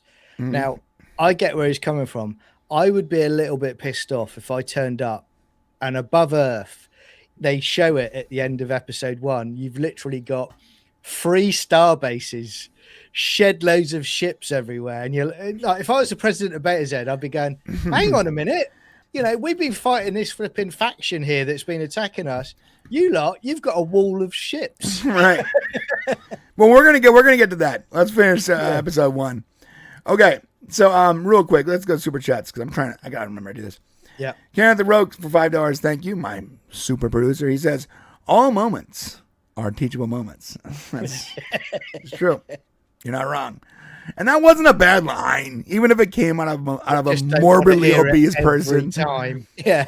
Yeah. Yeah. And we don't want to hear it 5 times an episode. Thank you. No. Again, by the way, when I say this, I am not criticizing the actress. This is very important.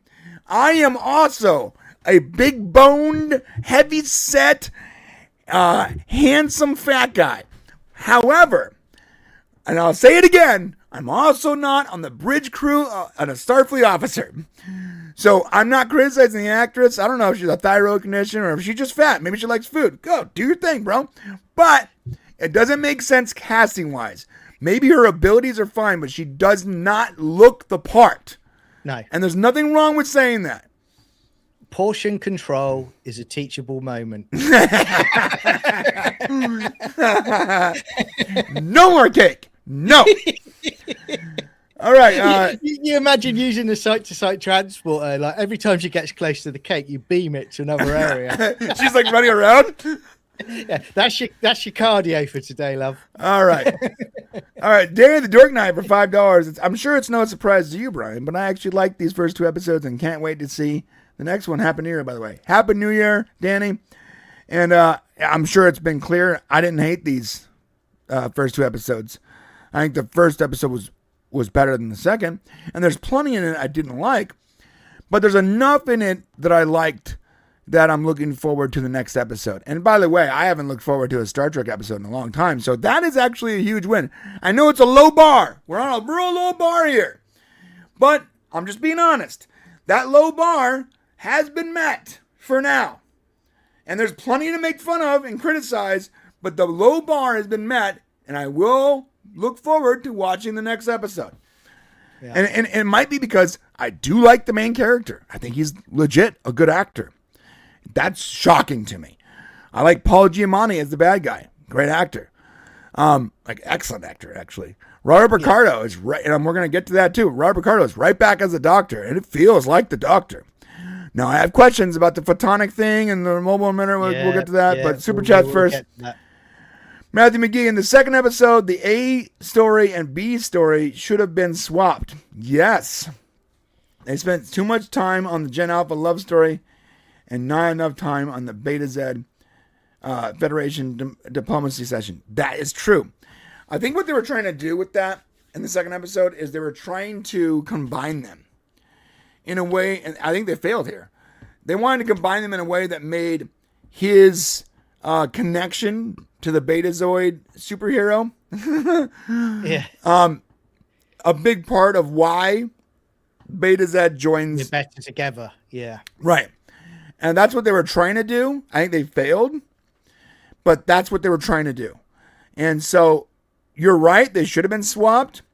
But had they actually accomplished that mission and made that a compelling connective tissue, then it would have been fine in the order it was.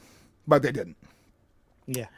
Kenneth the Rogue, how many planets went up when the dilithium did? I don't know. You want to look that up? My knowledge gets spotty in Discovery season 2. Yeah. Like, it's funny because like I like I said before, I've forgotten more about Star Trek than most people know. But when you get to Discovery season 2, my knowledge falls off a cliff, dude. Well, with me, mate, you know, if I want to remember something like Star Trek or Star Trek lore, I dump a large chunk of my childhood memory to be able to do it. And I'm not dumping any childhood memories for Discovery. I'm just not prepared to do it. I mean, he needs a speed where he's grabbing all of those awesome childhood memories of his mother being kind to him. He's dragging those to the recycle bin so he can get more Discovery in there.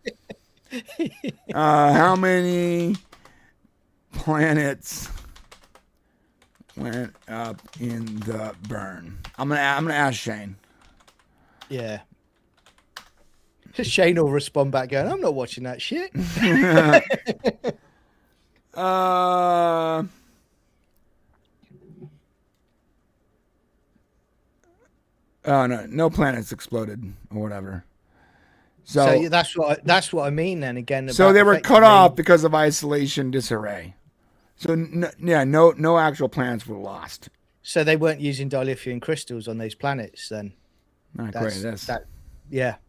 So, you know, I always thought that because remember that Star Trek the original series episode where they're mining for dilithium crystals, and it's that wonderful episode with the rock creature that, you know, cuts through rock, turns people to acid. That's like a refinery for mining dilithium reactors there. Right. So they're not using dilithium crystals for a power source there. They're using something separate. Yeah. So this is what the burn did. Obviously not all dilithium went inert. It was the ones that were actively being used that detonated. So ships that were at warp, plants that were being used for power. So if the dilithium was being used at the time, then it exploded. And other refined dilithium went inert, but the unrefined stuff was completely fine, according to this.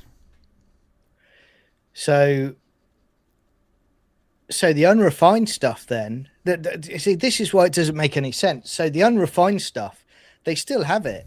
So they could effectively, as long as he doesn't have another tantrum, well, that's they the problem. Basically start powering ships again. I think the burn, and correct me if I'm wrong, chat, but if I remember correctly, the burn was not a singular event. Like every time you went to warp, you were risking something happening, right? I just go back to Kirk, what he says in Generations to that captain. Risk is part of the game if you want to sit in that chair. No, but I remember, if I remember correctly, I remember every time you went to warp, like, it was possible that it was going to go boom, right? I don't know. Fucking I don't know, dude. The whole thing is stupid.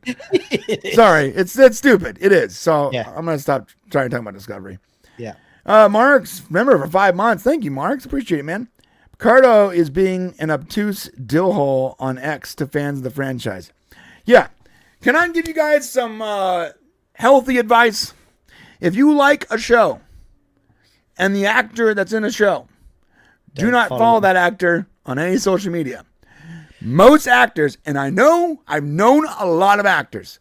I've spent a lot of time with actors, famous actors, people that you probably know when I worked in the industry. I literally texted Orlando Jones yesterday. I'm trying to get tickets to his comedy set at the Improv in Brea, and I spent like 3 years with this guy working with him, and he was literally like, "Yo, who this?" And I'm like, "It's me, Brian." He goes, "Oh, yeah." I'm like, "How do you not remember when we talked 2 weeks ago?" These people are narcissistic. They have bad ideas, and they live, not all of them, but a lot of them, and they live in these echo chambers of people. And I'm not, by the way, if Orlando ever sees this, I still love you, bro. Okay? I'm just being honest with you, and I think you would appreciate me being honest with you. That's one thing about Orlando, is I can be completely honest with Orlando, and he doesn't take offense. But the thing is, a lot of people live in these little echo chambers where, like, they're just listening to the choir preach at them constantly. And their ideas are based on other bad ideas that are based on other bad ideas. It's just compounded bad ideas. And not only that is they're arrogant and narcissistic. And they think that they are some kind of like vanguard of like progress. So you give Robert Picardo a consistent job, and that guy becomes arrogant to the max. I have learned to not follow anyone on Star Trek unless they're a writer. I actually think the writers have better ideas a lot of the time than the actors do. And part of me also thinks as well that maybe there's like also a contractual element to defend the show, because you're right. He literally, I've seen he's come out the traps and he's been going for people, and it's some of it is there to kind of provoke people, I think. And I don't know if it's a way of rage farming to get people to watch it. I really don't. I don't know for sure, but I'm like you now. I mean, I know people have said in the chat they're glad they didn't get his autograph at Comic-Con now. I stopped going to Comic-Cons years ago because I saw the most people I wanted to see, but I got to a point when we started going into this horrible era where they were mouthing off online, and I was like, I don't want to give them any money, you know? Yeah, so you're completely right. I stopped following I don't know, I forgot, I keep forgetting his real name, Tuvok. Tim Russ. Russ. Because that guy is insufferable. That guy is legit. I think he might be mentally challenged. Like he has real bad ideas. Yeah. Like he is the opposite of his character in every way. It's sort of wild. Rob Ricardo is not as bad as him, but he's pretty rough. And when I go to conventions, I usually like to go to the tables that no one else is going to. And like I got to go to the second Dax character. I always forget her name, dude. Nicole DeBoer. Yes. Lovely. And she was a super lovely person, just friendly. We had a nice conversation. It was like talking to someone I've known my whole life. She was like her character. And it's entirely possible she was playing a part, but I don't think that she is arrogant because she's not really acting. She's not doing much. So she's like a regular person now. I met Nicole DeBoer at Comic-Con in London, and she was really grateful because her young daughter was doing autographs for people. You know, it's adorable. So me and my friend gave her daughter some money and said, thank you, can we have your autograph? And she was like really grateful. And after that, she was just having photos without charging us, like out by the stall. Great. I went to Tim Russ. Oh yeah. And like you said about they might be acting, but their job is to act. Now, if you're going to act like a miserable arsehole, you're here, you're earning money for this. Yeah. So the least you can do for a day is to pretend that you're having the best time in the world. Yeah, the worst thing these people do, like, oh no, that's the character I play. Shut up. We only like you because of the character you play. So shut up and play the character. I'm sorry, buddy, but we don't like you for you. We don't know you. We know your character. And that goes to my homie Brent Spiner, who was very much a massive dickhead to me a couple of times. Now, the third time I met Brett, he actually remembered being a dick to me, and he was apologetic, which was nice. And I know these people are regular people, and they can totally have bad days. But, dude, Tim Russ consistently has bad days. Yeah. I want to go up to him for now and go, here's my £20. Dance for me. Dance for the Puppet Master. Dance. Dance. All right, let's get back to this. Also, from Kenneth the Rogue, thank you, Ken. I appreciate you, man. They were mining the lithium on the planet. That means they should have the lithium. Yeah. Yes. Yeah, but I think that the burn was not a single event. I think it happened every once in a while, and there's no way for them. They didn't know what it was. There's no way for them to tell when it would be safe to use the lithium. So that effectively hobbled the universe. And I could be wrong. I don't know. Maybe I'm wrong. Maybe that's really stupid, and they just decided to stop using the lithium after one problem. I don't know. Let's go back to this. It's also like the Dominion. When you talk about the Romulans, it's the Dominion as well. Because the Dominion didn't use crystals. So the Dominion could have easily been someone in the chat earlier said, why didn't the Romulans become like the universe's greatest superpower? And yeah, that's a great question. I don't have an answer for you. I believe they tried to sort of retroactively answer that question with Picard when they go like, "Oh, the Romulan home base exploded," but the guys, there's no way that's the only planet they have. So well, we had that with Praxis in Star Trek 6. You know, the homeworld was dying, but in Next Gen we see them on the new homeworld. Plenty of planets out there. The Klingons did all right for it, so Romulans would be just fine as well. The Romulans were totally let down by Strange New Worlds, Picard, Discovery. Like, for some reason, like, they don't want to write good Romulans, and they've tried to like almost humanize them to the point where they have no teeth and they have no power. But you remember the Romulans were straight up like the most threatening thing in the universe for the majority of my childhood. So they were superb. Superb. Really awesome villains. And we've like the current people helming the Star Trek ship have really dropped the ball on the Romulans, man. Yeah, 100%. Right. So we're going to go forward here. As ranking officer on site, it is my duty. So, this is how I think that she is going to become the villain. What? Giamatti, bro. You said you'd help me. I have. It's not prison. You'll have visitation rights. I gotta say, if I was a parent that got picked up for theft and murder, and the judge got me a cushy white collar, jail, prison with unlimited visitation rights to my kids, I would be so unbelievably grateful. Yeah.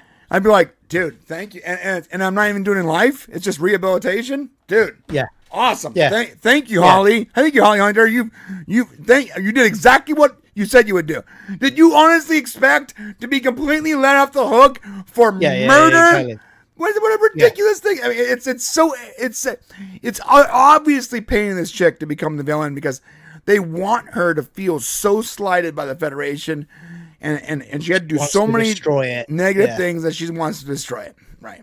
And that causes the conflict between her and her son Caleb, and it comes to a finale. And I think Giamatti actually likes the kid. Yeah, I mean, one thing I didn't understand, they've got access to their secret. Brocca's got access to their secret comm system. Right. Because we're going to get there, but it's obviously because the mother gave him access to their secret comm system. It's that simple. Yeah, exactly. But there's something her I mother, want to bring up later. That's probably the same secret comm system that they're using in their operation. Yeah. I mean, come on. And again, Bronca, and it's going to come up here, Bronca has an opportunity to kill Caleb, and he doesn't. Yeah. If Bronca is such like this horrible villain that has no problem killing people, right? But why doesn't he kill Caleb? What I don't get about it is when Caleb hacks the system and he types it in, and he leaves the message. There's no messages, and he goes, "Mum, are you even getting any of these messages? Because I've left you dozens of messages." Why is it now that Paul Giamatti's Bracca has decided to show up and find him? Well, because compared to the other several times. Because now he's on a gigantic next gen Starfleet vessel. Big difference. But how does he know that? I think it's probably its origin. And also, if I had to completely guess, they didn't explain this via exposition. They should have. If this were Stargate, there would have been 3 seconds of dialogue that explained all of this, and there'd be no question. There'd be no nerd argument about it. But this is not Stargate. This is current year Star Trek. So when we get there later, I've got something else to add to that as well. Okay. So she's going to go to jail, a rehabilitation center with unlimited visitation rights and all the food she can ever want and a warm bed. And you know what? Talk about a win. Holly Hunter did her a favor, but she's acting like it's the worst thing in the world. And that's when Bronca decides to gloat. Listen to me. Don't trust them. And when she goes, "Don't trust them," they're clearly setting her up to be the bad guy. And if they aren't, then that's bad writing. Well, again, you know that as well, because the person that's playing the mother, they would have just had some low-key actor potentially playing that role if it was a one and done. Right. They're not. They've cast someone specifically for that role, so it leads into what you were saying on that, mate. Yeah. Right. And that actress, she's played the villain in a few other things too, so she can do villain. Okay, so this is the moment. She's trying to be nice to the sad, incapable kid, and he goes in for the hug, and he swipes her comm badge like an absolute gangster, I might add. I mean, it's pretty good. So they're showing how capable Caleb is at a young age, which means he's been trained to be capable like this, right? He jacks the comm badge, and then he jumps out during the level 3 sandstorm, which probably should be a problem. Maybe you shouldn't have said level 3 sandstorm. Maybe you should have just left that part out so that we're not asking how the kid's surviving the sandstorm. But this is how great Captain Nala is, Holly Hunter, though. She gets her combat badge back off of the floor. She then just seals the gap that the kid's made to get out. And then she shouts to the guards, "Find him."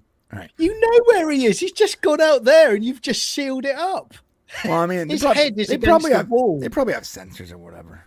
his head's against the mountain now in the sandstorm. He's blown away. Yeah, they legitimately shouldn't have like made it clear that there was a level 3 sandstorm, because that just all of a sudden begs the question of how this kid's surviving. But maybe they're trying to show that he's a capable street urchin. He's like Aladdin. He's like Aladdin. And they should have given him a little robot monkey. That would have been great.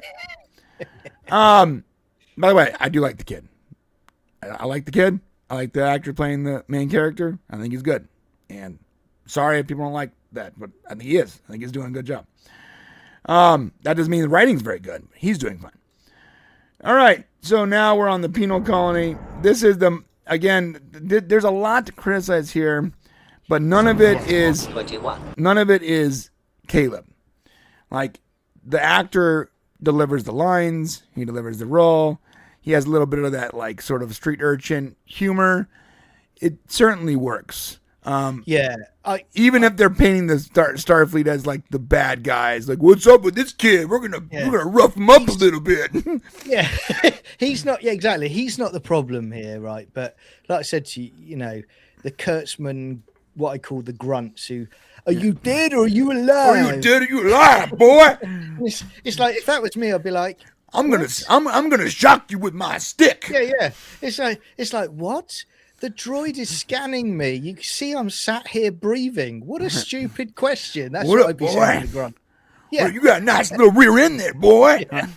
Like, calm down, guys. Like, you're supposed to be Starfleet officers. What are you doing? Like, are they? Maybe they're not. Maybe they're like. I don't think they are, because she says it's like the Frillic system or something. Oh, like that. Okay. All right. So they're not Starfleet. Okay, that makes it way better, because I at first thought they were Starfleet. I was like, But it's just a coincidence that the pilot for this species has a Scottish accent as well.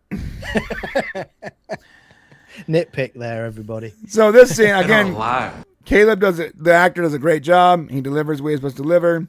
The fight scene actually isn't that bad. It doesn't show him like, he's not like a superhero. He doesn't instantly just, is super capable of taking these guys out. He's got to play a little dirty. Yeah, he's got to bite the ear off, and he barely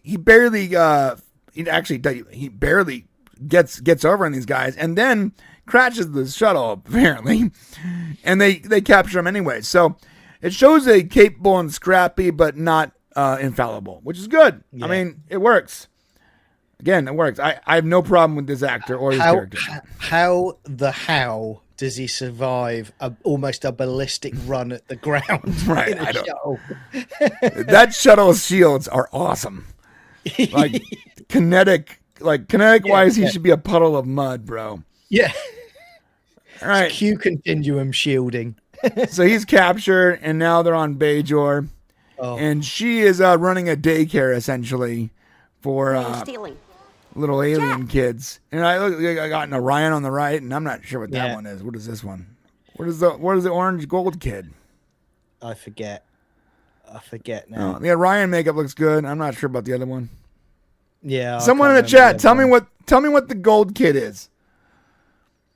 I have seen it before. I just can't name. I don't remember, unfortunately. If you did the first. All right. So what happens is have a choice. And this guy is from Discovery, and really there's like 3 holdovers from Discovery here. That is this guy who is like the guy in charge. I don't know what he is. Starfleet in charge guy, whatever. Yeah, Admiral. Yeah. Admiral. And then you have Tilly. I'm not sorry, not Tilly. Tig Notaro. Thank God Tilly's not in it. Tig Notaro, who plays like the engineer professor, which makes sense. Admiral Vance, that's who it is. Admiral Vance. And then you have there's one other holdover from Discovery. The arrogant, thin old lady. She's in it from Discovery. Yeah, I always forget her name. Yeah, exactly. Anyways, it's not a lot. We're not seeing Michael Burnham and Tilly and all that. The biggest callback from Discovery is the Tig Notaro character, which, to be honest, the Tig Notaro character in Discovery, when she was first introduced, was not the worst. She seemed to have like The only one that called them out on their shit when they talked about their pronouns and feelings and all that, which for the audience that was nice, as Jet Reno. Yeah. It was nice to see some character in there telling someone to stop talking about their pronouns and load up the dilithium crystals or whatever. Yeah. I mean, come on, mate. You're being a bit harsh there. I mean, if you're under attack, you don't worry about your shields or your phases or locking on or anything. You make sure you get your pronouns right before you do any of that. Right. You know. Carol Kane does not show up. Thank God. So, she basically takes the job because she feels bad about losing this kid. And now she's the chancellor. I'm going to fast forward. Here we go. They're on the ship. Now listen, graphics look incredible. I hated these little Discovery robots at the beginning. Oh, it's Disney. It straight away I thought this is like a Disney droid, you know? Well, in Discovery, I hated them. They just don't work with it. Well, you know what doesn't make sense though? Weren't they around in Discovery before they time traveled? Yeah, they were. And this is what I don't understand. That didn't make any sense. Version. Yeah. That made no sense, but it makes more sense for them to be around in 1,000 years than it made when they were around like before TOS happened. I know. But this is the problem. That just goes to show Discovery should have been set 900 years in the future the second it was released. So there was so that show would have had so little less problems. You can push forward. You haven't got to worry. If it was set in the future of the Federation and not in the past, it would have been less reprehensible as a show. We would have been more on board. It would have explained like the mutant Klingons. It would have explained a lot of things that we wouldn't have been asking questions about from episode freaking 1. You know what I mean? Yeah. But instead, they set them in the past, and it ruined it. You could not do what you tried to do with Discovery in the past. Someone in the writing room when that happened, I keep talking about Discovery, they should have been like, guys, this is not a bad idea, but let's fast forward like 500 years. So we can explain all this hologram tech, all this new technology, and drive and all of that. Right. You know, you can do that. You know, you can't do that in a prequel series to TOS. It just doesn't work. And then you have like your audience just questioning it from the word go. Yeah, and you have all these events that happen that just make no sense because they never happened in that universe. Which goes, oh well, it must be a different universe. And like, no, it's not. Okay, well, screw you because what you're doing makes no sense. Everything you're doing makes no sense. Yeah. All right. Anyways, but these robots in the future, I don't dislike, and they are very Disney, Star Wars, but I don't dislike them. You know, I think they could be more useful, by the way, because like when everything's falling apart, these things are like just like. Yeah. The trouble I have with like as you get further in, like here, right? Yeah. I've said this to you. Let me show you the whole thing. Go ahead and say anything. I'll show the scene. It just looks like the lobby of a Hilton hotel for me. It does, but it is. But I've been in one recently, and it's the same. Same style. Yeah, if you go to Las Vegas right now, like aside from the robots, that's pretty much what you're going to see. That's like the promenade of a Las Vegas hotel. Like 100%, like 100%. That's what it looks like. So let's show the scene. Here we go. Now open. Make sure to visit because sometimes hunger is the greatest enemy of all.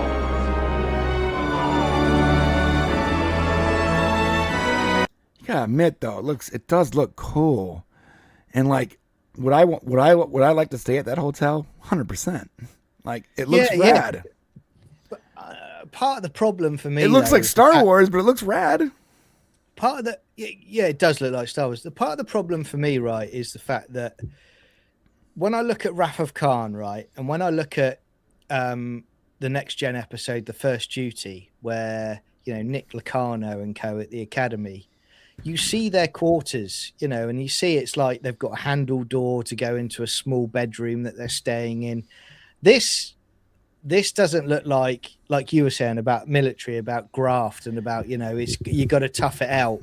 Well, find your strength. This is more like this is a comfortable. You're right, cruise, but it's been 1,000 years since that time, so and they're trying to rebuild. I can see how they haven't gotten back to that, or it's a different methodology. Like I can let I had the same criticism when I first saw it too, but I can let that go because it's been 1,000 years. Like I can't let it go that technology hasn't advanced enough in 1,000 years for someone not to have to wear reading glasses. I have a problem with that. But an axe before you even get to Geordie. But the architecture is, if for 1,000 years in the future, it makes sense to me. Yeah, I mean Geordie had robot eyes. At what point you're like, come on. So the only reason she should be wearing glasses is because she likes the aesthetic of glasses. And if that's the case, that's fine. Yeah, but do you know what annoys me about that scene more than anything? She puts them on, but then she hands them back to Klingon Jem'Hadar Hybrid and walks away. So Klingon Jem'Hadar Hybrid takes them. I literally saw that and I was like, I wear glasses and I was like, I'm that close to headbutting the wall right now. Yeah. So it looks cool. And it does look really rad it looks cool, man. Like that's cool. Like if I built a hotel, a Star Trek hotel, that's what it would look like. Like straight up. Yeah. But I'm going to say there's a health and safety issue to this. The same cadet who was swallowing her comm badge, is going to chuck herself off the top. Yeah. So I do like, I like this tech where he's like, I don't want to wear a uniform. I don't want to cut my hair. And she's like ignoring him.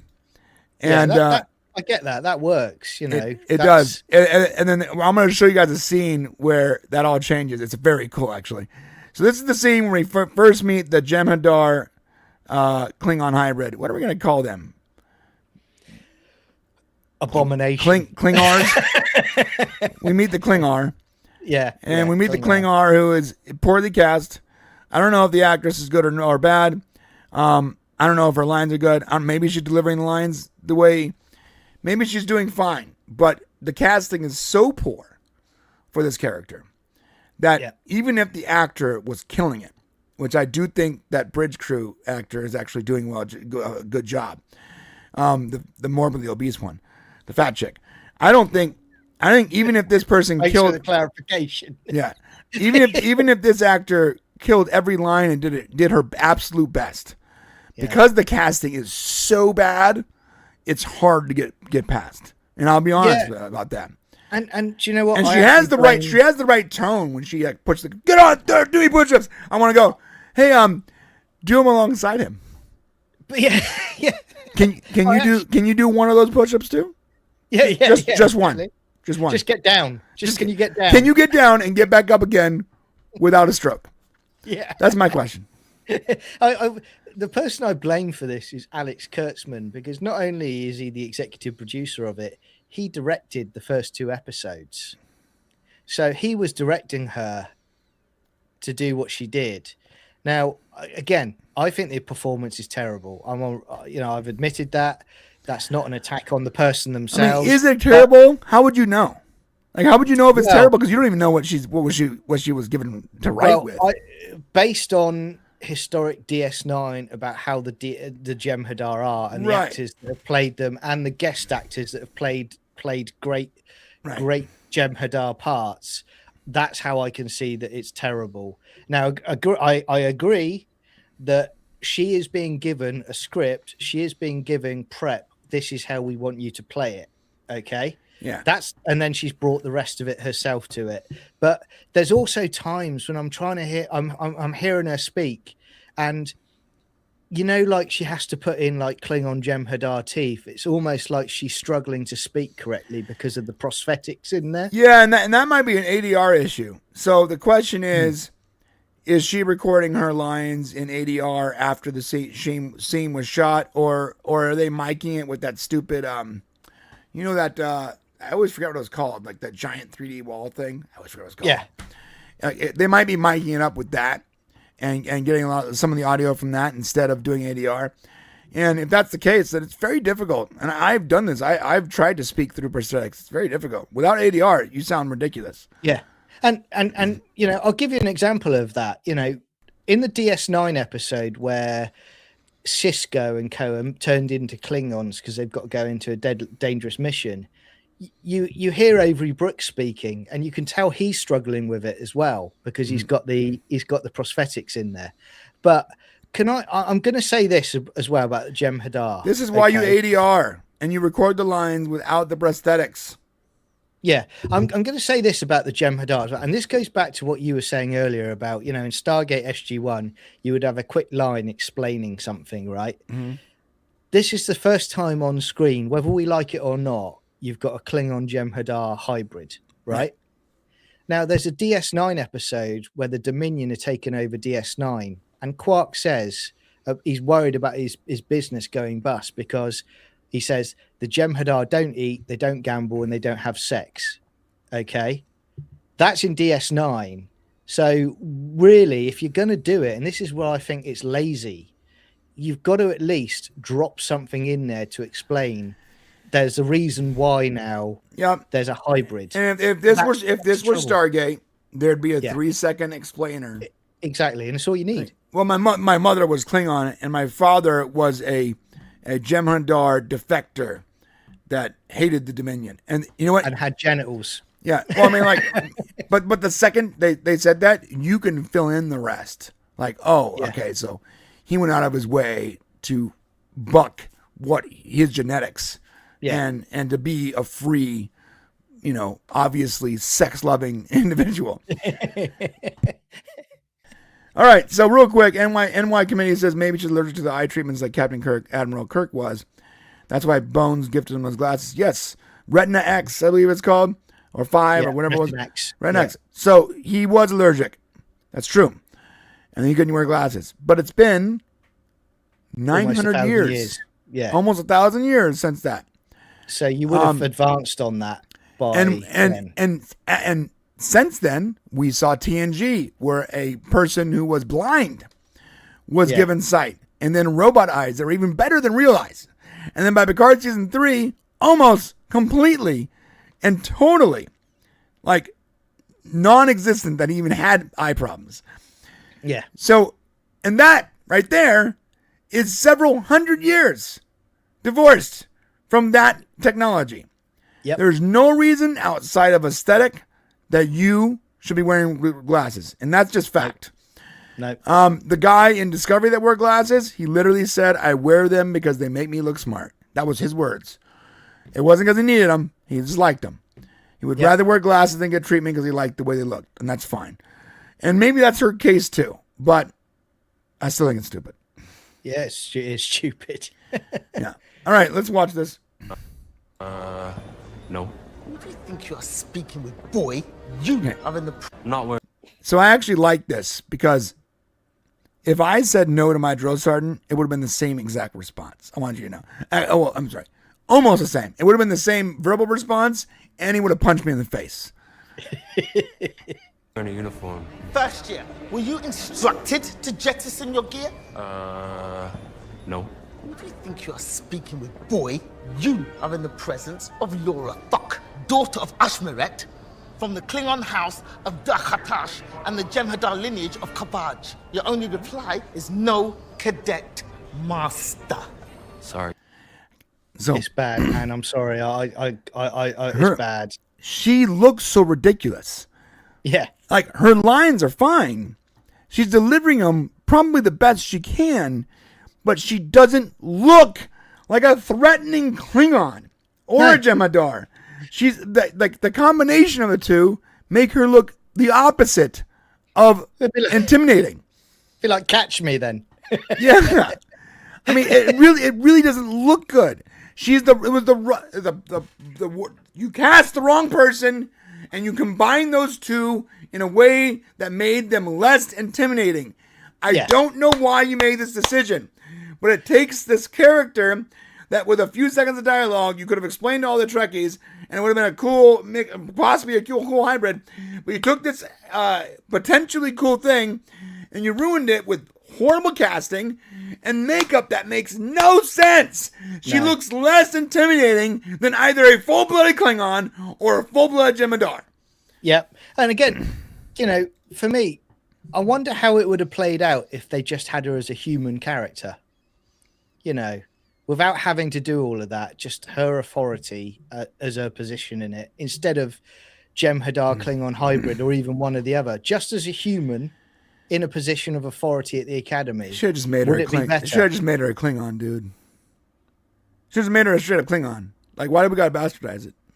Yeah, just make her a Klingon. It's all ours. It's like, mad. there's been a lot of time to perfect the art of Klingon makeup. We didn't have to do this.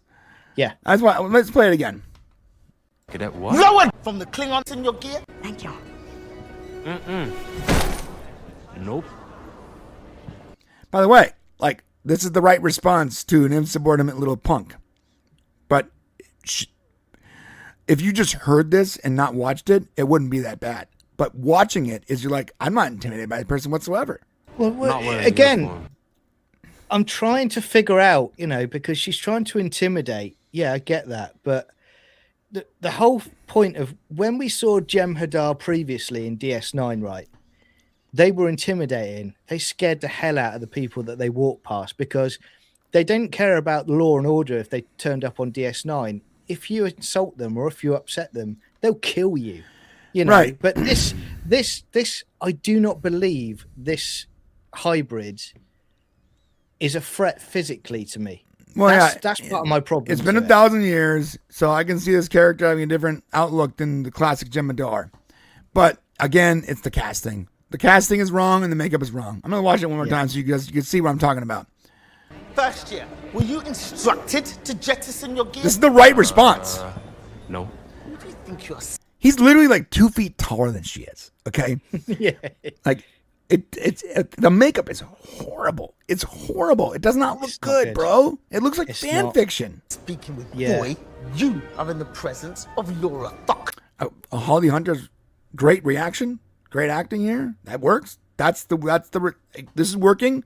She's not being arrogant. She just sort of is what all she's thinking of, Holly Hunter right now, her captain Nala, is where's the nearest bar. I know. That's what she's thinking. But this is good acting. It works. Daughter of Ashmeret. The writing here isn't bad. It's just this delivery is so cringe in every way. Yeah. From the Klingon house of Dakhatash and the Jem'Hadar lineage of Kabaj. Yeah, they didn't ADR. That's in real time. That's in real time volume recording, and I hate it. Doesn't sound good. And what's the reason for that? Is it just laziness, or do you think they were rushed, potentially theorizing of why they didn't do that?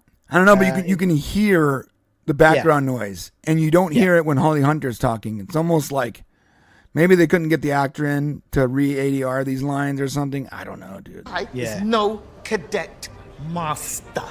Sorry, cadet what? Lower deck latrine duty. 6 months as interspecies vomit. You can hear the echo when she's talking, but not when he's talking. Do you hear that? Yeah. Yeah. That means that it was recorded on volume. Yeah. And 200 push-ups. Now! I said now! Right now! On the floor! Hey, up, down, up. Okay. I just want to see her do one of those push-ups, but it's good. Just one. Just do one. Do one push-up. One. Yeah. Just one. One. Yeah. Not so cocky anymore, are you? Here. Over here, now. So this Klingon that everyone hates because he looks effeminate, in the first couple episodes, he's not effeminate. Look, I've said to you, he has the right voice and he has the right look, unlike the stupid promo art that makes him look like a flaming homosexual. I've said to you about this. He is not on my list of problems with this episode. Not at all. Yeah. He gets a pass for me because he doesn't say much. He says bits throughout it, and he acts decent compared to what else we see from Exhibit A, like we've just seen. Right. And clearly this dude worked on his voice. Like, he has the voice. They should have made him the cadet master. Jesus. Yeah, Let's exactly. Cadet Krach, drop your gear on this idiot's back. Yes, idiot bag back. It's good. It's good. I mean, this works. Apologies. Yeah. No apologies. I see you declared early. Molecular biology and regenerative therapy. I mean, I guess 1,000 years in the future, but the Klingon, like, joining the science department doesn't make a whole lot of sense for me, but maybe their culture is different in 1,000 years, so I'll let it go. I'm trying not to think about maybe what they might have done to the Klingons, to be honest. I mean, at least he looks like a Klingon. Like, Yeah, you exactly. cannot say that for Discovery. Klingons didn't look like Klingons in Discovery. Well, season 1 of Klingons, you know what they looked like in Discovery? They looked like a hybrid between Klingons and Jemadar. They should have used that makeup for this chick. And they couldn't talk. Yeah. Do no harm's not a phrase you hear a whole lot in Klingon. And why do you not yearn for the honor of a valiant death in battle like the rest of our kind, Cadet Krach? I'm like, rest of our kind? Bitch, I am not like you. Didn't label me. What are you talking about? Don't put me on your level. No. We are not the same. I'm clearly 4 feet taller than you, okay? Because I yearn for a valiant life. Cadet Master. I like his voice a lot. Like, it works. It does. It works. How many more? Ugh, stand, Cadet Mayor. Again, Caleb is great. He's good. He's a good character. And the guy acts well. And it works with his backstory. I like this character a lot, bro. I like him. I'm sorry I'm not supposed to like him, but I do. I know that's not the wrong thing to say to get views. But I'm just being honest with you. You're being honest. It's honesty. And we can disagree, and that's fine. I know it's bad for my YouTube channel views, but he's pretty great, actually. He's surrounded by a lot of stuff that's not great, but he's great. And this is why people are welcome here to express their opinions about this show. You know, everyone's got a different view of it. Mine is different to yours, but we talk about it, we go through it. I'm not going to glaze this thing. I'm not going to be like one of those Star Trek channels and their entire, like, there's two sides of the coin, right? There's the people that have to like everything Star Trek does because they won't get views. And there's people that have to hate everything Star Trek does because they won't get views. And maybe me being in the middle of this and just trying to be honest is bad for views, but I would rather lose YouTube than be dishonest. What's the point? What's the point? What's the point if I'm not genuine? There's no point to me. I can make a lot more money other places. Maybe it's because I have skills that don't require YouTube. Maybe that's the case. I don't know, but I'm not going to debase myself for extra views. Brian, everybody is in Star Trek Academy season 2. Just to let you all know. I was saving that for a future episode. What you don't know is I actually play the Tellarite. What's the Tellarite ambassador or what's Orion sex slave? Orion sex slave to the Tellarite ambassador. And I wear a gimp mask the entire time, which is why you can't see my face. You think we're lying? I think it'd be hilarious, by the way, if Giamatti's Tellarite character just happened to have an Orion gimp. And everyone's like, "Whoa, Brian, what?" Yeah. Suddenly it goes, and it's clearly a heavy-set white dude. I'm like, I'm kidding. I was not that character. It goes viral, and it's suddenly like, Brian's Paul Giamatti's dad.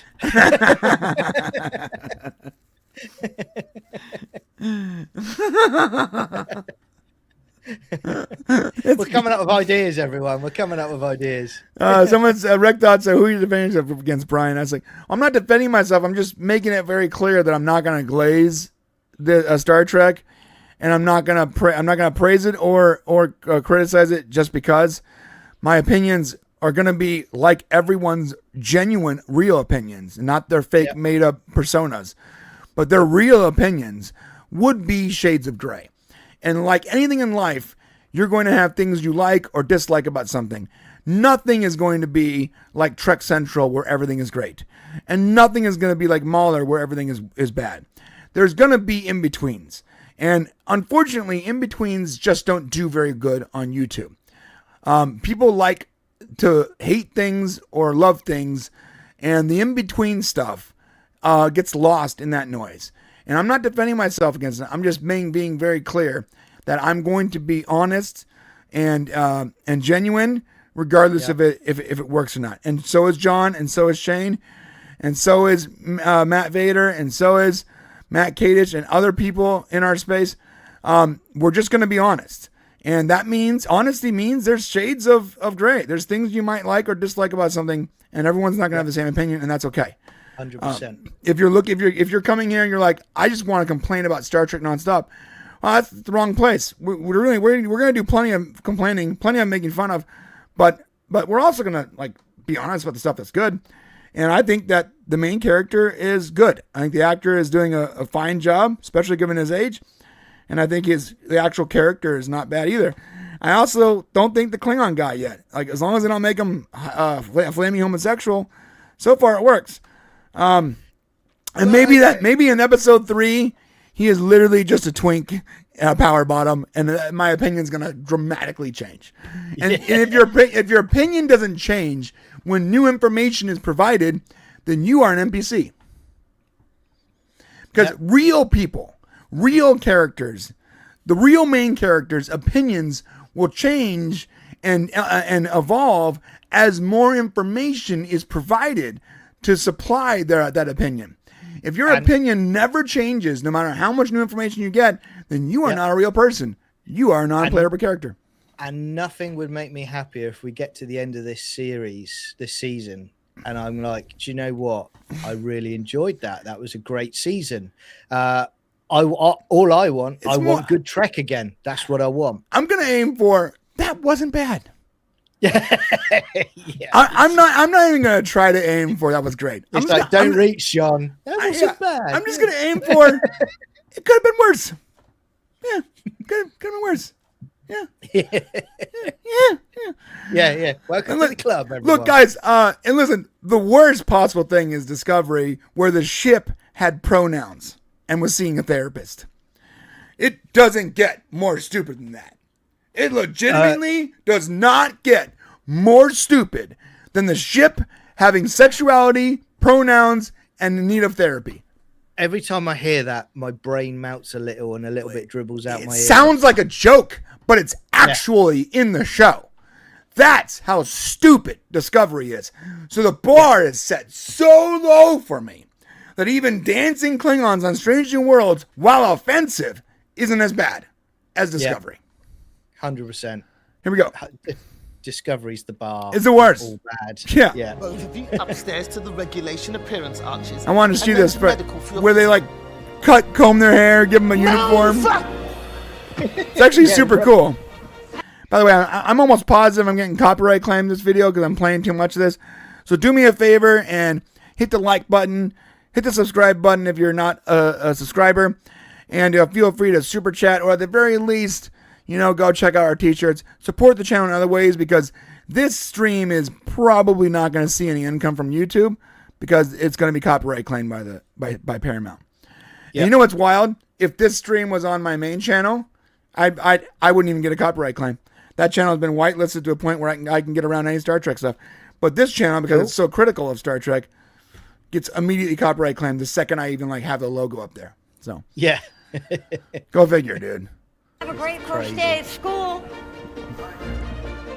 I must say, Commander, I like the look back. Like it's firing. He's good. He's good, bro. He's good. But it's it's like, it's almost like, for me at times, and again, I'm not going to speak ill of Holly Hunter as a person, but it's almost like sometimes when I'm watching it, it's like she got the gig. They wanted her regardless for the role. Right. And she's just turned up on day, read her lines, go. That's it. That's the end of the effort in it. It's a very peculiar performance.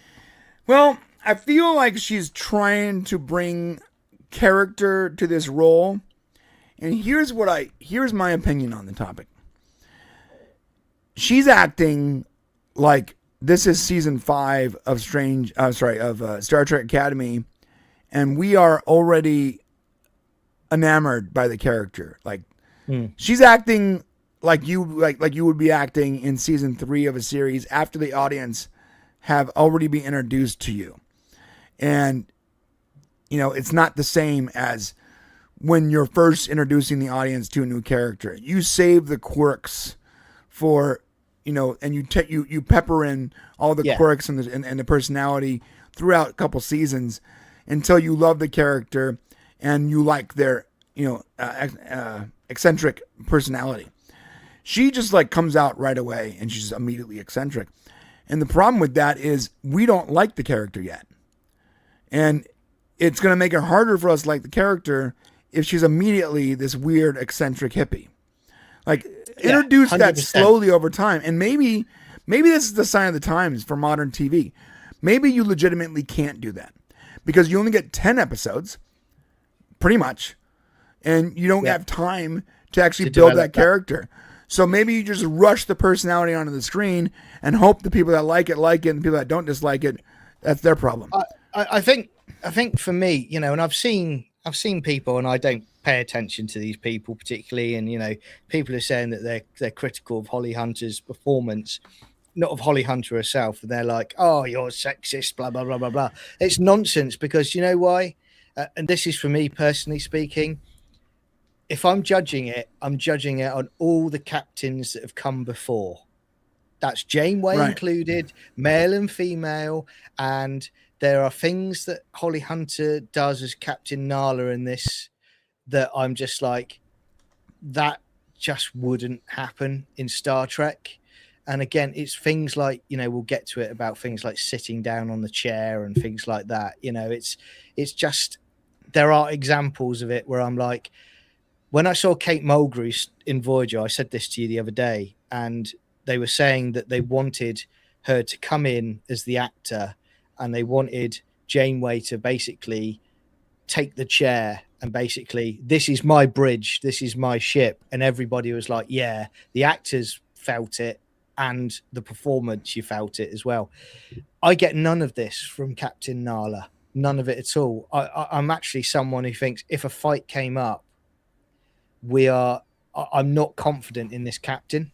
Right. If a battle was to occur, I'm just not. I mean, she's walking around with no shoes. It's hard to be confident. Yeah. You know, yeah, you know, point. but if this was like 25 episodes in and you had slowly introduced her character to us and her eccentric, you know, personality quirks, then perhaps we would look past those things and know that she's a capable, qualified person because it wouldn't matter.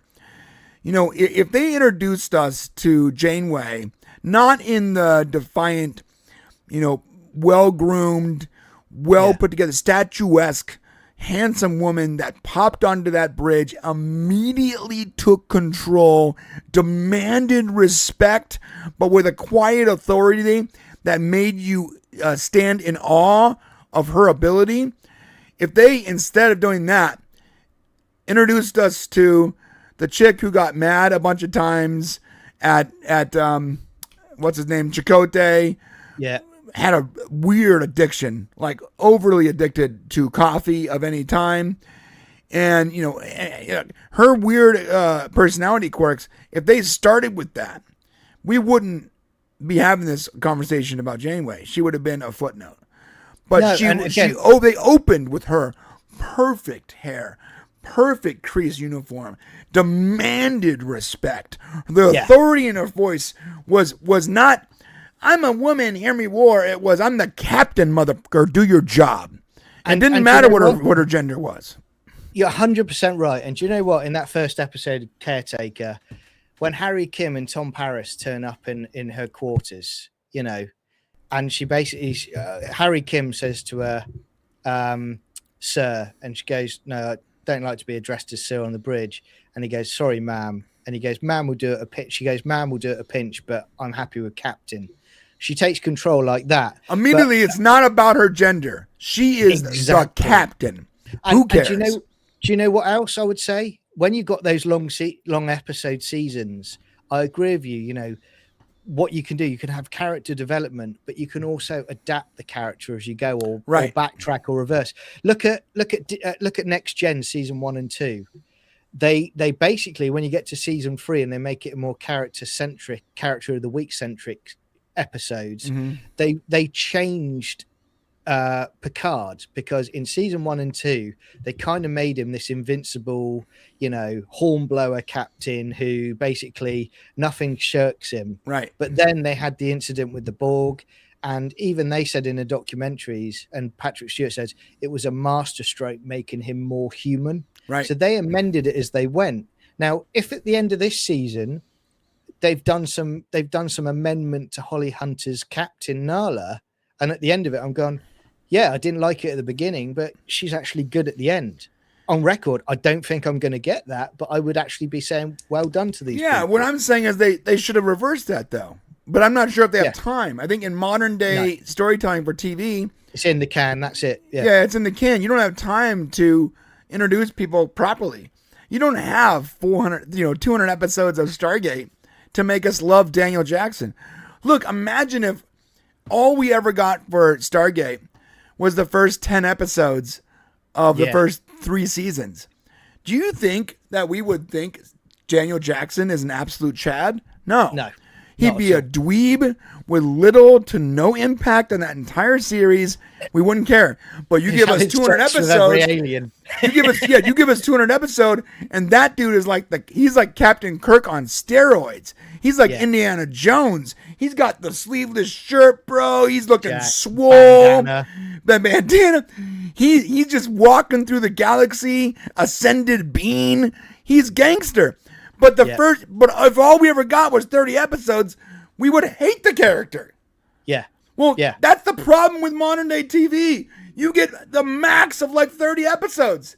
You don't have time to develop a character. So that's a chore for the writer to then go, how do I develop a character in only 10 episodes? Well, you can do what Pluribus does and only have one real character.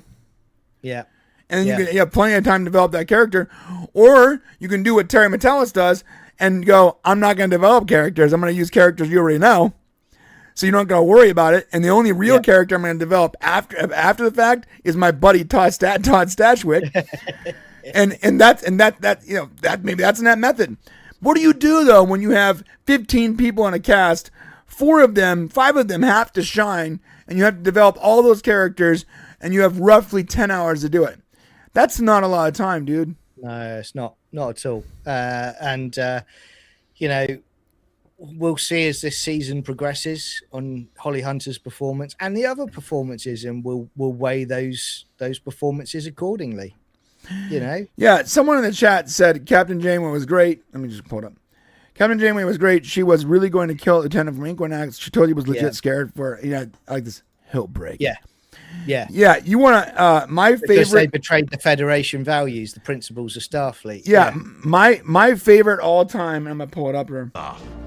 All time quote from Voyager was from that episode of Fear. Remember that episode? Yeah. I liked it so much, I literally made a shirt for it, and no one has ever bought this shirt. I have a dozen of these shirts sitting in my warehouse. No one's bought it, of every size and color. If you guys want it, check this out right here. This fear exists for one purpose: to be conquered. Yeah. God there you go. Damn, that line. It was so good.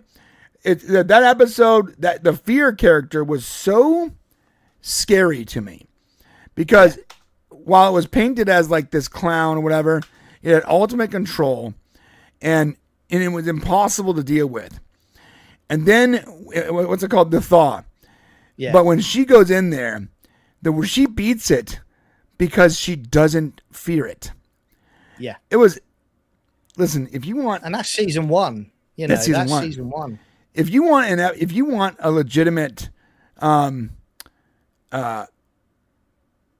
example of how incredible that character is and how gangster that character is, just watch that episode, bro.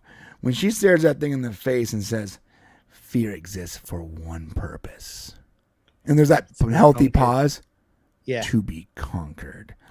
And then the reveal where she's not even really there. So good, bro. It's brilliant. She outsmarted fear. Oh my God. Yeah. She's a badass. How much cooler does that get, bro? Oh, so good. Listen, if you want this shirt, go get it right now, bro. It's so good. I'm ordering it, man. I'm ordering it. Whoa. We're in the show. Do it later. 50. I don't have 50s. No under 50. I got a dozen of each size and color, and that's all I got right now. And let me tell you something. I'm not going to print anymore. When this shirt is gone, it's gone from the website. As much as I like it, it's been on there for 4 years. I've never sold a single one. So it will not be reprinted. Yeah. Unfortunately, guys. Okay, let's see this. This is a really cool scene, in my opinion. Yeah, it's good. And by the way, if you guys disagree with me, let me know. If you guys agree, let me know. We need to know your opinions on these scenes in the chat, please. 100%. So I actually like this scene a lot. Here we go. It's the meeting of these two characters, by the way. Mayor. Yeah. Hey, so, is Bombardier a real thing here? You may be the first. So the Klingon is about they're gonna ask what he is, and he's gonna say sciences. They're gonna. So I don't. By the way, they should have made this a Kelpian, because that's what's his name, who is the Kelpian, isn't he? I think it's his voice. Yeah, it's his voice. They should have just made this a Kelpian. Yeah, it would have been easier for us as the audience. This looks more Mass Effect to me than. You know why it's not a Kelpian? Because they don't want to confuse. Every Kelpian looks like Saru. So there is one in this episode though, and it's like how can I put it? It's the campiest walk I've ever seen in my life. Oh, of course it is. All right, here we go. Division. Sciences. Step through. It does sound like him. Undeclared. Step through. Yeah, see there, the step through. And that sounds like him. And he has like the head movement that Doug Jones does. Exactly. I mean, it's entirely possible that this isn't Doug Jones and it's a new guy who's actually really good at the job, and we're diminishing his ability. Someone look this up on chat, please. He's got the skinny figure as well. He's got the figure, and he's doing the head movement right. Like he looks like Doug Jones, and that's the healthiest compliment you can give someone that is playing an alien, because Doug Jones is like the king of playing these alien characters. Sciences. Yeah. But he's doing it. He's got all the movements, the sort of jittery. Undeclared. Exactly. Step through. Look at that. There. The head tilt. It looks like a Doug Jones character. Yeah. Look at that. So That's rad. What I'd expect. That is what I'd expect from tech. You know. Not only is that cool, but listen to the music underneath it. Guy's a good actor, by the way. Ready? Dun, dun. It's cool, bro. Yeah, transition straight into Starfleet. It goes from like silly promenade to this is Starfleet. It's cool. I know people aren't gonna lie to hear that. I'll be honest, man. It's cool.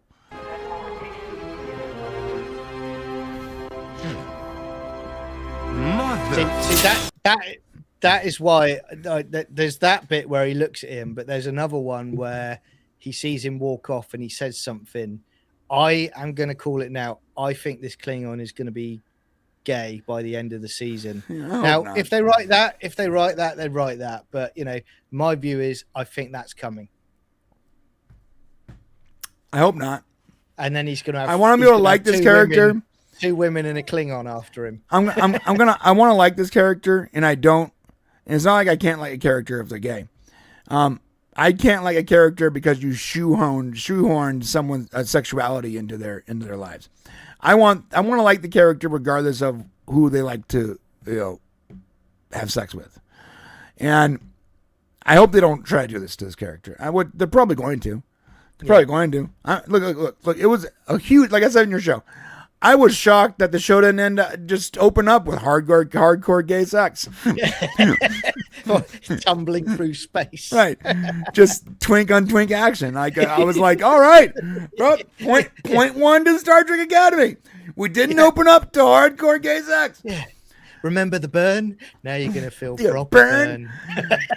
So one good thing, one criticism here is I don't like cursing in Star Trek. Look, I obviously have no problem with cursing. I'm not a pearl clutcher guy who's like, oh no, they see a naughty word. I don't care. Yeah. But, and I'm not saying he did there. It's okay to do the thing like mother and then cut it off. That's cool. We've seen that before in Star Trek where they almost curse, but they don't. But there is actually a healthy amount of cursing throughout the episode, though.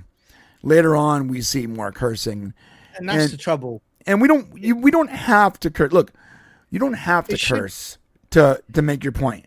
Good writing doesn't require cursing. However, I understand why people curse, especially when they're performing, because a well-timed curse word adds emphasis and emotion to what otherwise would be a bland statement. Sometimes when I write, I will write in curse words because it puts the exclamation point on what I'm saying. Yeah. I'm not saying it's right, and a lot of the times if you just do cursing to do cursing, you just look stupid because cursing is a sign of immaturity, and I get it, I curse, but I think the problem I have with it, mate, and this goes back to Star Trek Picard season 1 when, you know, the Admiral swears at Picard, and straight away in my head I was thinking, you're eliminating a big core of your audience now, because if you hadn't have done it, you would have a family show where you could get kids watching with their parents. Now those parents are either going, well, we're going to have to try and dub that out now, and we're going to have to watch it before them and dub these bits out, or they're just going to go, look, I can't show this to my kids. And that's what I don't understand. You know, dude, you know how much time it took me to make a PG-13 version of Deadpool and Wolverine?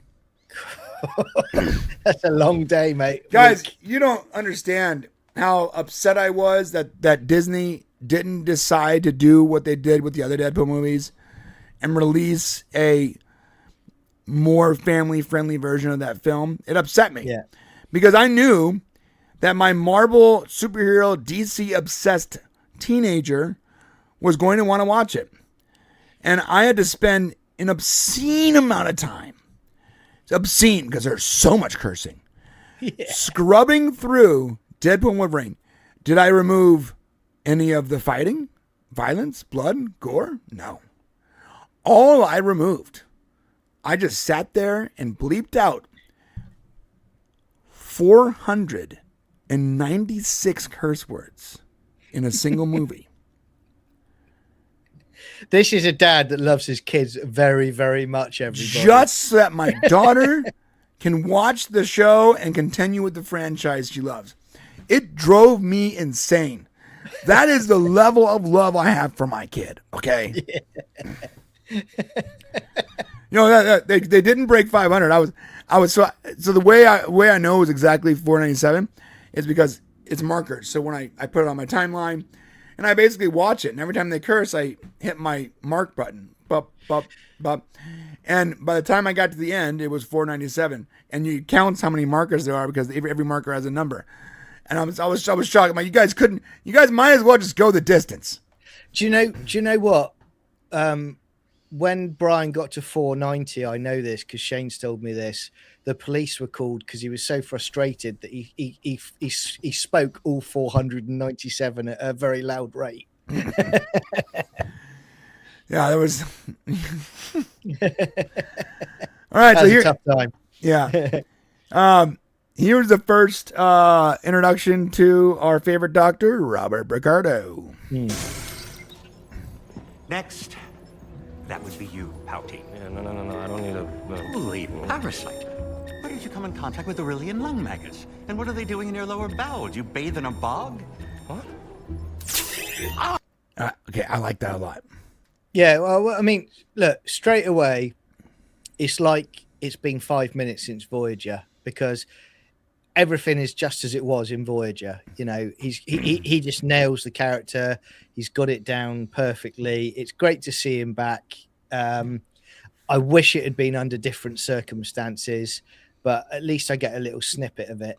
I mean, look, if you're going to make a show, the least you can do is take the character that is effectively immortal and bring him back for us. Yeah. So that was a good call. And you know that was partially because of how effective Prodigy was, you know? Yeah. But it was a good call. And Robert Ricardo, it's like no time has passed since he played this character. 100%. To his credit. Yep. Oh, sorry to say, I've healed you. Now, no more bogs. And keep a close eye on your bowel movements for the next 3 days. Call me if anything moves. Actually, don't. Next. I think I swallowed my com badge. Already? Tricorder. How in the world does you someone get into the swallow? academy? Well, first off, how do you swallow a com badge? And how are you so stupid that you swallow a com badge? I don't understand how you even got there in the first place. That is she's comedy relief for sure, but that's insane. Well, the com badge is huge. Yeah. It's not even that. It's like this. I'm going to talk about episode 1 and 2 here, right? This character we see 3 times. We see her here where she's eating a com badge. We see the explosions later on where she's walking down the corridor. Red alert! Red alert! Exactly. And then she has a go at Hologram Girl in the second episode because she's stealing all of the emotion out of the room or something like that. Right. And I thought to myself, I know what's coming with this character. Right. We're going to get to a point where it's going to be, she tells us all about her problems and her upbringing. Right. But they all bond together and she suddenly becomes the quirky one. I don't think so. No, I think she's throwaway comedy relief. But that's what I said to you. The Hilton Hotel lobby. If she's chewing and eating a com badge, she's not going to stop at a rail on the top level, is she? She's going to fall off. Yeah. Yeah. I think the quirky, weird chick is the horribly cast Photonic that we're about to be introduced to, because that's rough. That's some rough casting. Like straight up, it's rough. It is. Reminder, everyone. This is the only time we're going to be covering Star Trek Starfleet Academy on this channel, is these first 2 episodes. And I get that some of you guys probably started following this channel because we were talking about Star Trek, and I'm glad that I can give you a little bit of that old flavor. But we do not want to do Star Trek reviews every week. Shane, my brother, actually hates it now, so he would never be down for that. So if you do want sweet Star Trek reviews just like this, every week, every episode, then go to John's channel. The link is in the description. It's called Sci-Fi Chronicles. I'm often a regular cast member on that channel. Yeah, and it's a killer channel. We do Stargate watch-alongs, the Supernatural watch-alongs every Sunday, and every Thursday night we'll be recording our Star Trek review for Friday morning release. So go follow that channel. All right, going back to this. Medical tricorder. That's a nice callback to Voyager. Yeah, medical tricorder. The Caretaker, because he says that in Caretaker, doesn't he? You know. Yeah. Great, lovely callback. Yeah. Okay. So I'm gonna pump past this speech because I don't care. Yeah. And this is where we introduce ourselves to all the bridge. Okay, right? But let's point out the one person you're gonna remember from this entire bridge cast. Ready? Check complete. All Alpha shift crew and Here we go. personnel in position. The ship is yours, Captain RK. Thank you, number. Just for each person, please do me a favor and be like, "That's a memorable person." Okay. Because I don't feel like I'm going to remember a single person in this entire podcast. Look, what you should be saying, once they figured it out, they've got to remember it's a teachable moment. That's the one character so far. The very obese lady in the back is the one I'm probably going to recognize the most. And you know she's going to do a site-to-site transport from there to them too.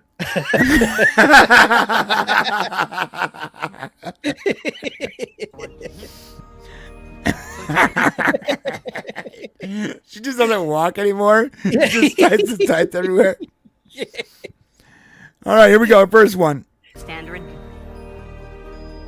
Doris. Did she say Doris? Yeah. Now, is he...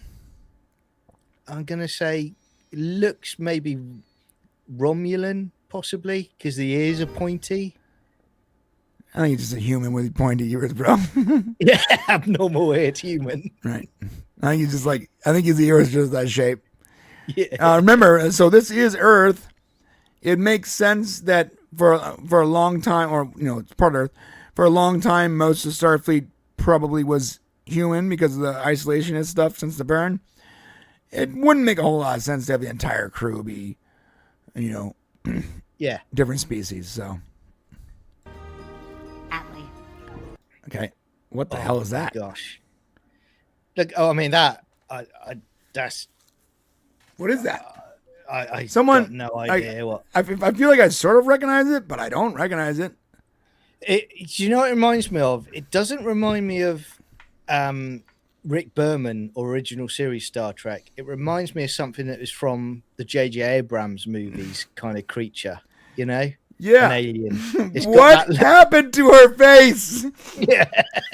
Yeah, the second I saw this, I was like, what am I looking at right now? Yeah. To turn over and the next morning you're like, what the hell? Her face is a rock. Dude, this poor actress, you know how much time she probably went into getting this makeup done only for her to have a 3-second non-speaking role? Yeah. Blimey. You know, it again, like someone was saying, you know, about the costumes for the outfits, but it's also about the makeup for the characters. Don't get me wrong. It's impressive by the makeup people that they've done this, but for someone that's just throwaway for a second, surely someone would be saying, we don't need that. We can save money and just, like you said, have a human being there. Right. Because she's, I think I'm right. She only says one line in the episode. That's it. Yeah, she has one line. Poor, she spent 9 hours in a makeup chair for one line. It's rough. Yeah. It's rough, man. Yeah, this looks, I don't, whatever. I don't have a whole lot of opinion other than exactly what Rec Thought says. What happened to her face? I don't know, buddy. Yeah. It's a phaser burn. Yeah. Hell. The hell is that? Yeah. I've seen an alien before, actually. That no. I think it was in Star Wars Episode 3. Yeah, yeah, it is. My friend doesn't like you. I don't like you either. The image features Klingon character Be'atar from one of the Dura sisters from the Star Trek universe. Really? But what? That was Klingon? Was that Klingon? No, it wasn't Klingon. That wasn't Klingon. That can't be Klingon. Or maybe it's the actor playing. I bet Be'atar. Actress. Yeah, because what Lursa and Beator you're on about?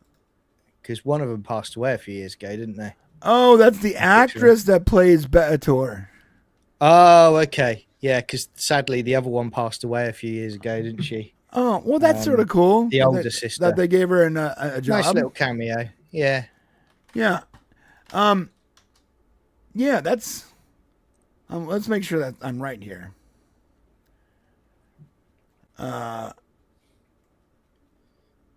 Yeah. I don't see her on the Klingon on the cast. I mean, it could be, but it doesn't look very Klingon to me, though. I don't think it's the same character. I think it's the actress. Let's go back and let's put subtitles on and figure out what her freaking name is, dude. Yeah. Yeah. Sorry, that chick's name is Ya. Yeah, it just reminds me of General Hammond from Stargate. Ooh, yeah. Atlee is her name. Starfleet. That is not Klingon. If anything, I would say that looked more Kazon than Klingon. Atlee.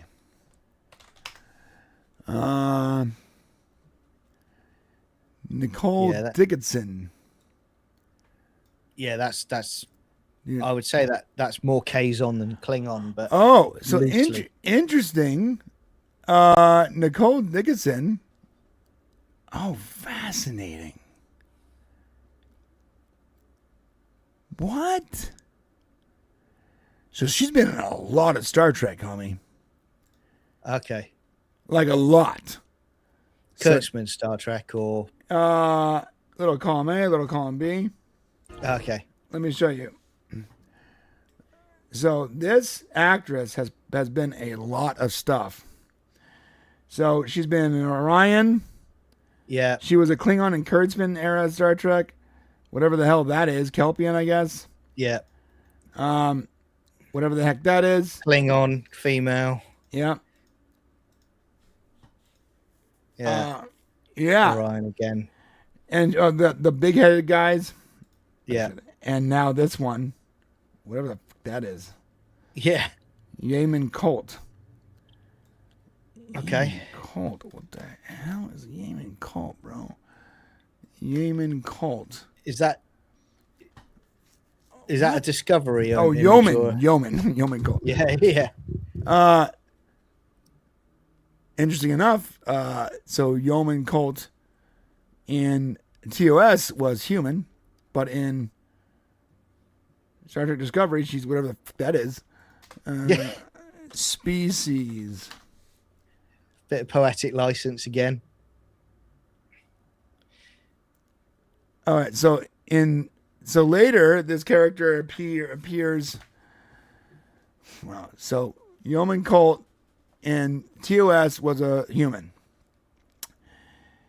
serving as Pike's yeoman. Original plot, the Cage. Okay. Yeah. But in Discovery and in Strange New Worlds, she was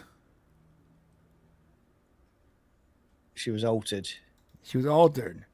It's funny, my AI isn't even confused. It's like, well, I've never seen my AI actually get confused before. It's just blown it. That's funny. This is from my AI. So I use my AI's name is Shane, SHAIN3. And it says, species human, role yeoman, affiliation Starfleet, featured originally in The Cage, later on reintroduced in Strange New Worlds and Star Trek Discovery, now being played by stunt actress Nicole Dickinson. Okay. The character is indeed meant to be human, and then it goes ... and it just says thinking. and then it comes back with, but may not be human. Really? Really? Really? So sure now. Yeah. What the hell? So now I'm going to Reddit now. Let's go to Reddit. I think this is so you're saying that Alex Kurtzman might have taken liberties with a character again in Star Trek? No, surely not. What is her name? Yeah. What is she? What is this alien? Someone tell me in the chat what the hell this alien is. They probably haven't even got a name. They probably call it like Alien B or Alien C or something like that at the moment until some fan makes it. You said, so Canada says that the AI says that was one of the Duras sisters. Oh, yeah. So the AI is wrong. So the AI, right? Both of our AIs, I'm not sure which one you use, are really confused right now. Yeah. So not only this, but Alex Kurtzman's Star Trek is confused AI. That's the headline. Look how much time we're spending just trying to figure out what the hell this thing is, dude. Yeah. We'll come back to it. Yeah, no one knows. No one knows what she is. But she has now made an appearance played by the same actress, and this makes no sense. The same actress that played Yeoman Colt in Discovery and Strange New Worlds, that's playing the same species, is the same actress that is clearly playing the same species, but a different character. I mean, it's the same species, right? Let's get to her again. Yeah. Let me show you. Okay, so that's the same actress that's playing this weird exploded face species, right? Yep. Well, here is her in Strange New Worlds as Yeoman Colt. Isn't that the same species? It is. It's the same species. Yeah. Same actress playing the same species, and where did she come from? Did she go into the future? Or is this a whole nother character? It is, yes, because now her name is Atlee. It's so confusing. I'm so confused. I think I've got the feeling they didn't do their research, to be honest, mate. But they got the same actress to play the same species. Yeah. I mean, it almost sounds like that was kind of lazy. This is gonna bother me. It's eating away at you. Yeah, I can't get past this. I have to stop. Yeah. We'll check it out and we'll report back, everyone, because I reckon we're gonna have to go into the credits. We're gonna have to hunt everywhere. But yes, this actually doesn't make any sense. Nicole, the same actor, has just said IMDb has no character info listed for that character. Right. But according to, I don't know. But that is the same. That is obviously the same actress. So And that actress has played a lot of Star Trek aliens. So I get it. But it's pretty wild that she played a species-bent version of Yeoman Colt in Strange New Worlds and Discovery that for some reason had the same unknown species. And now she's playing the same species 1,000 years in the future under another name. That seems super lazy. Yeah. Yeah, it is. But someone was like, I like that makeup on her. Let's use her in the bridge crew. Yeah, that's what happened. It's lazy. They like the makeup. Yeah, it is. The next Star Trek encyclopedia, they'll suddenly fill in the blanks. Yeah. All right. So whatever this, I don't know what this piece is either. Do you know? No idea who this is, but like you say, it's very Star Wars looking. Looks like Star Wars to me. Yeah. Hey, got Retro Doc Gary Akers in the chat as well. Good to see you, mate. This poor character's name is just Ya. Hey, Ya. Nah. Ya is very attractive, actually. She is very attractive. I think I might want to spend time with Ya. She looks like a classy British woman. Yeah. Wow. Yeah. Fits with me perfectly, doesn't it? And this guy's name is Ensign Welldo. Read your files and look forward to getting to know you all. Lieutenant Rourke will be our... Lieutenant Rourke. Lieutenant Rourke, stop eating. We're talking. Yeah. Stop using the site-to-site transporter. It's draining the energy.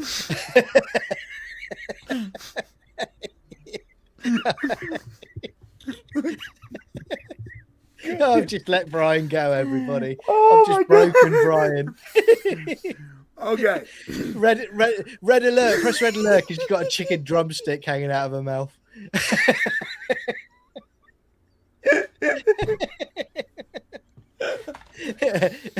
you got chicken drumstick grease all over the console. What are you gonna do?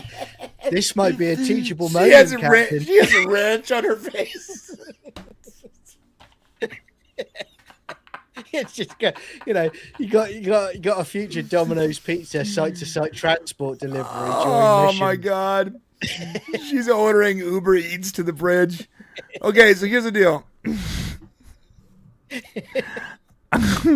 I get it. Pot, kettle, kettle. Yeah. But goddamn it, it's funny. It is. It is. And she is morbidly obese, and I'm not making fun of the actress. I don't know what if she has a condition or what, bro. I'm glad that she got work, and I'm sure she's a fine actress. But dude, this is bad casting. Into Starfleet, I would not get into Starfleet. I would not get into Starfleet. That's the point I'm making. Yeah, I wouldn't make it to Starfleet either, bro. Listen, I barely made it into the military when I was 19. Yeah. And when I was 19, they had to do like a tape test. They had to give me a waiver for my weight just to get in the Army. Now, look, when I got in the Army, you know what I did? I lost the weight. Yeah. Because anyone that goes through boot camp and AIT and basic training is not going to stay fat. They will not get through it. They will not graduate from the academy as a giant, morbidly obese person. They won't make it. They cannot pass. You cannot pass any of the physical fitness tests in the military at that weight. You can't. Even at 19. Feel like a conversation. Look, we're going to have to discipline you. You cannot fill an emergency shuttle with chocolate bars. That is just not what we do here at Starfleet. Find her with like a big chocolate bar in her mouth as they walk into the shuttle. It's like there's chocolate everywhere. You know why she's in the middle of the bridge? Because if they put her on the left or right, then the ship will lean. Inertial dampeners are at their max right now. They gotta put anti-gravs on her ankles. Yeah, it's like Captain. Oh my God, Captain! I don't quite understand what's happening, but our orbit seems to be decaying. We seem to be lurching towards Earth. It's leaning. The whole ship is leaning on her side. Athena can't take the strain, Captain. Like, can you? Both the Gemma Dark hybrid and this lady cannot be on the same side of the ship at the same time. It's not okay. You guys got to get in the middle. All right. It's like Gary's in here as well, Retro Doc, and he says, I I keep waiting to see a Taco Bell kiosk in the academy.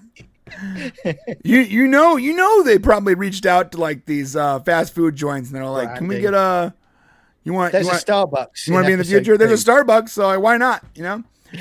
We got a super chat from John Burns for $10. Bell chased Loki for 50,000 years in space. Considering that the two warring parties remind me of two antagonistic parties in a jackass country in their own world, I'm sure many fled.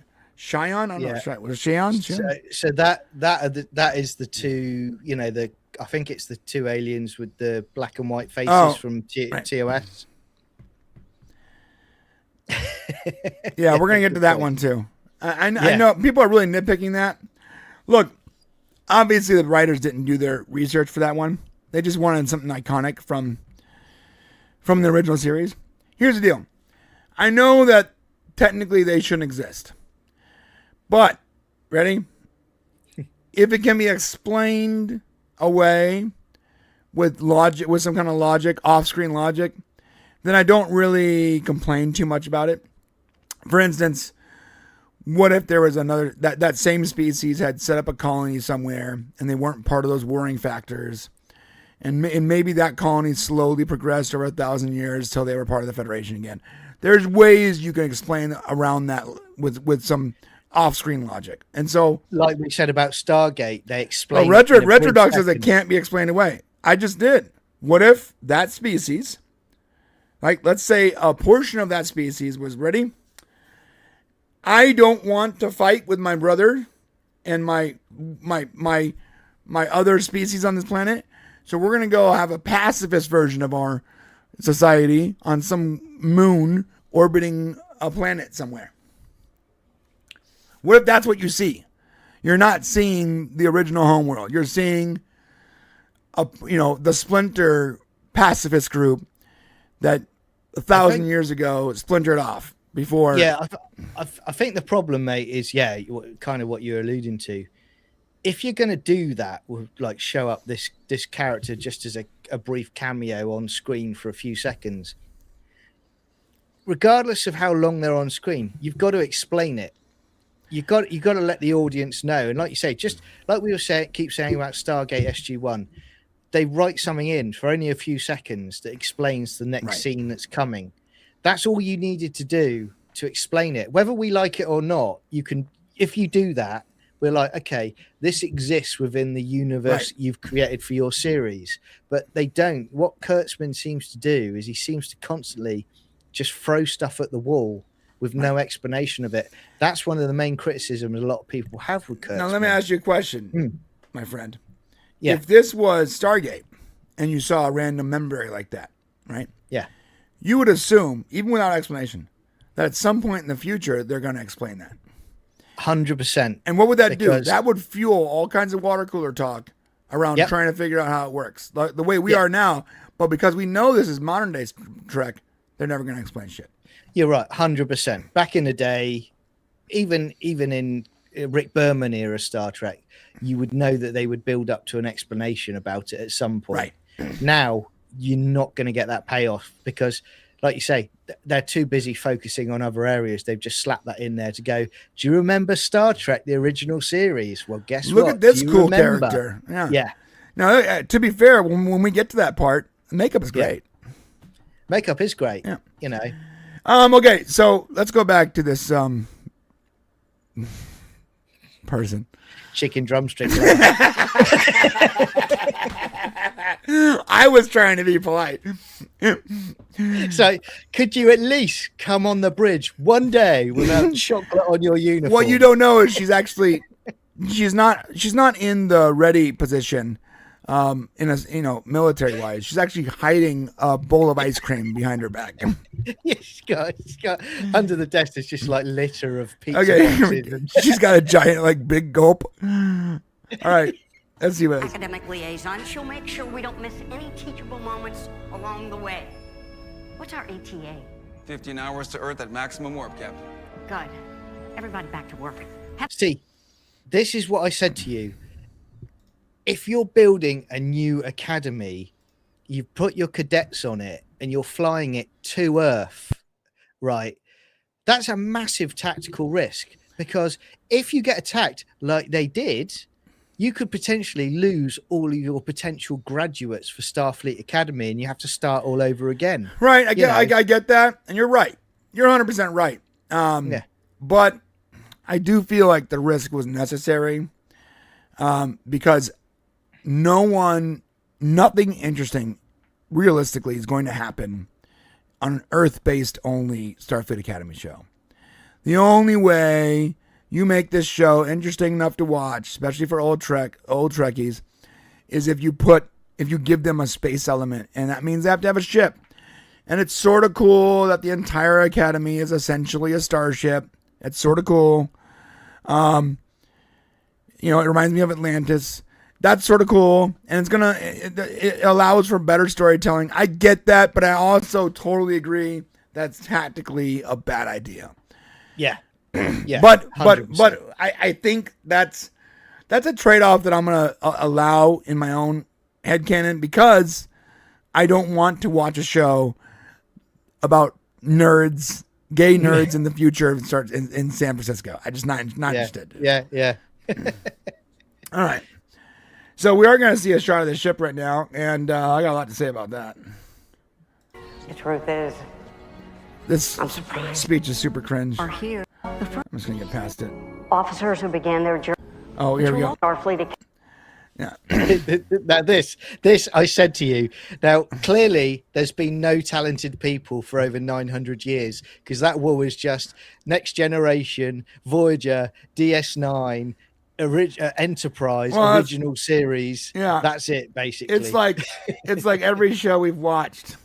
Let's see. Yeah, we did find out Harry Kim became an admiral though, so he finally got his promotion. I hate the fact that Starfleet Academy had to finally show us that.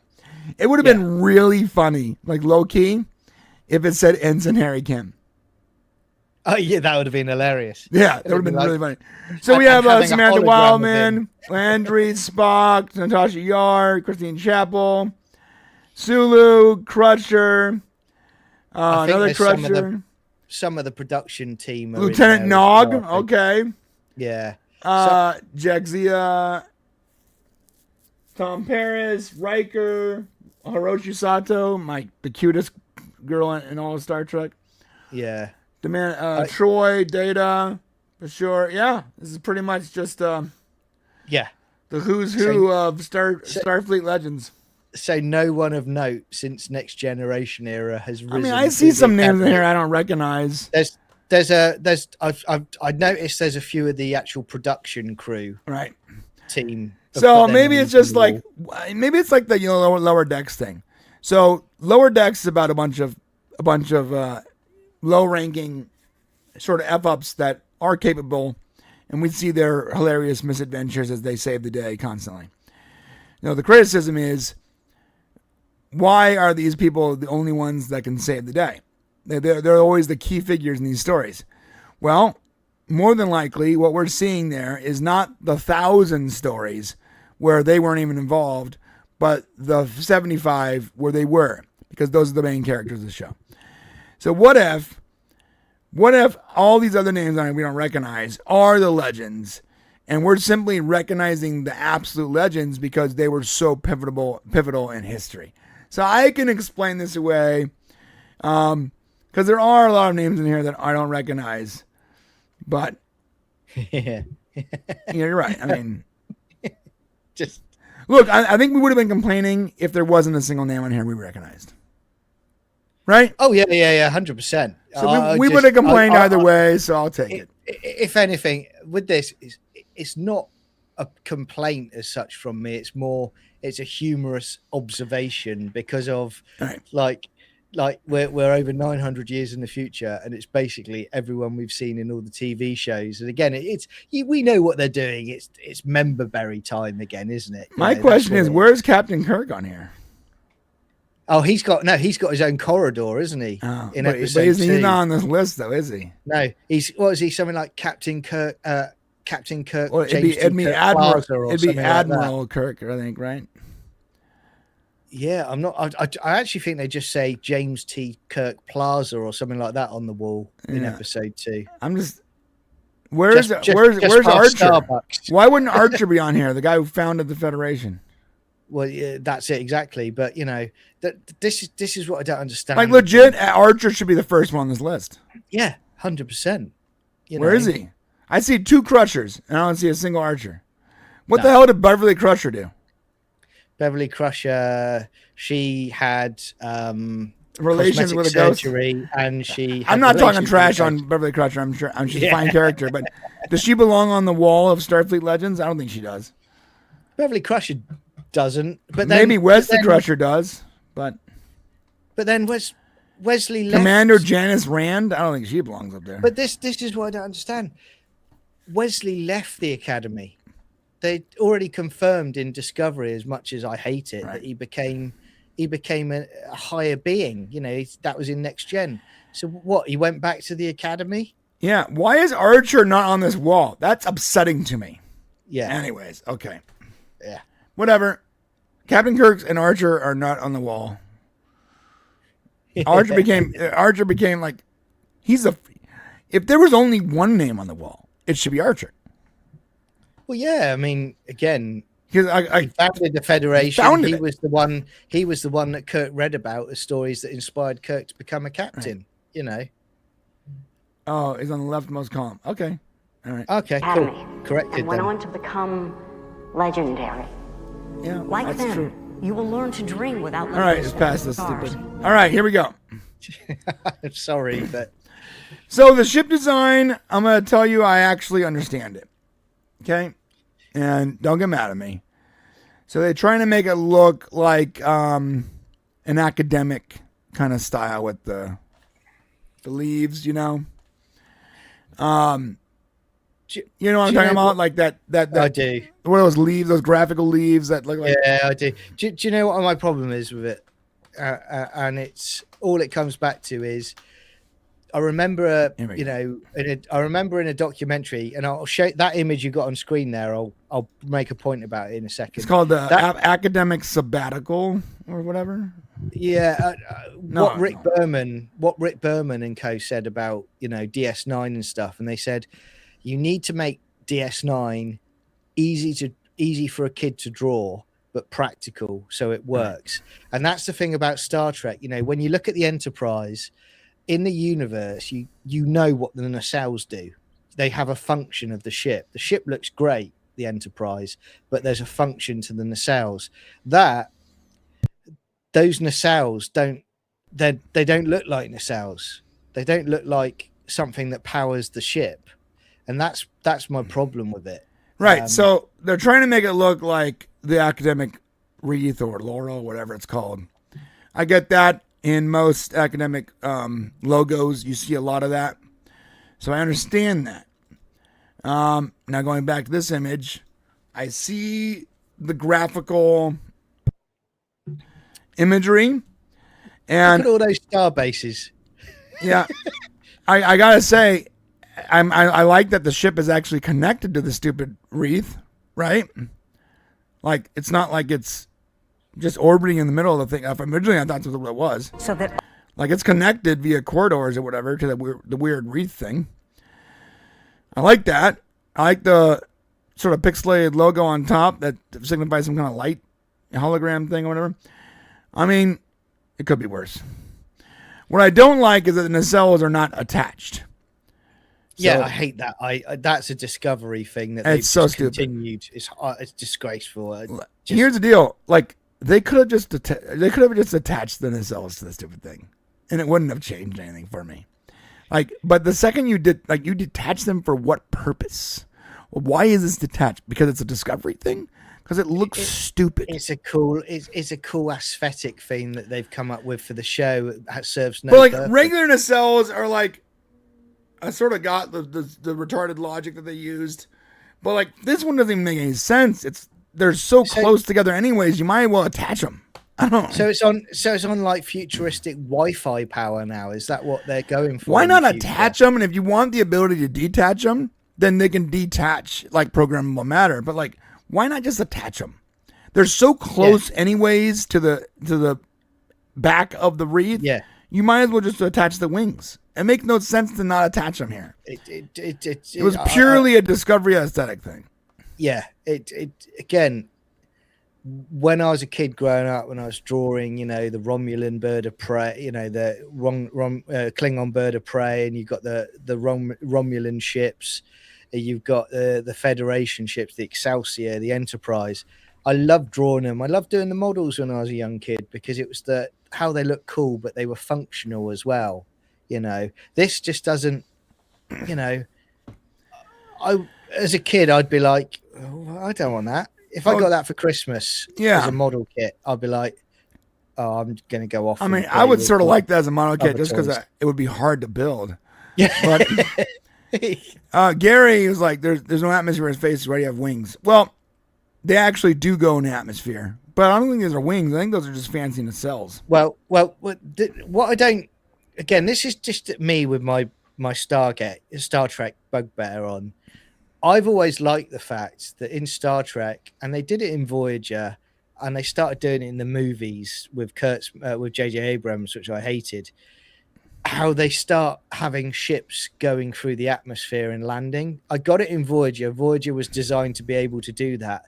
But the whole point was these capital ships, they orbited and you beamed down or you shuttled down. I don't like all of this going into the atmosphere and... I got a question. Yeah, no, I'm with you. I don't like the atmosphere or anything. It's too much. But why didn't they just use the Laurel part? Why do they need the wings at the end? Would that have been not cool enough? Because it's Athena. We've got to show the wings for Athena, everybody. That's why. And like you say, it's because you're right. Because what does it do at the end? They detach the wings and they descend to the earth. And then when it connects with the Academy, another section of the inner circle detaches from it as well. What planet are they coming from where there's so many damn bases?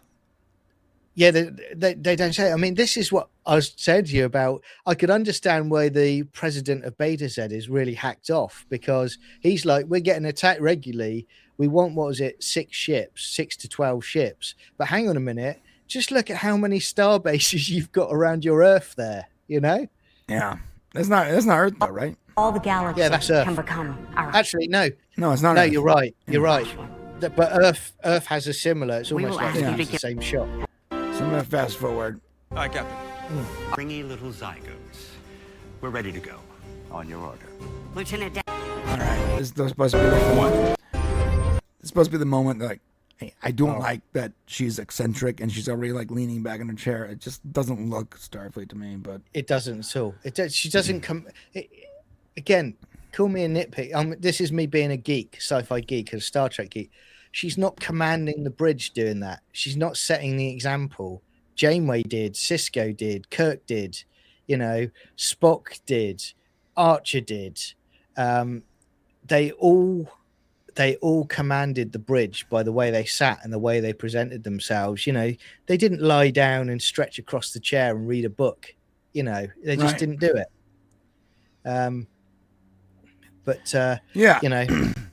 So here we go. I want to see the ship take off. It's sort of cool looking. 4, 3.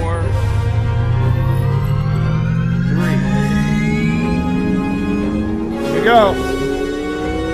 See those nacelles? Yeah, they can just be attached, and maybe they have the ability to detach them for whatever reason. But they didn't have to be floating like that. Yeah. That's cool. The way they sort of rotate.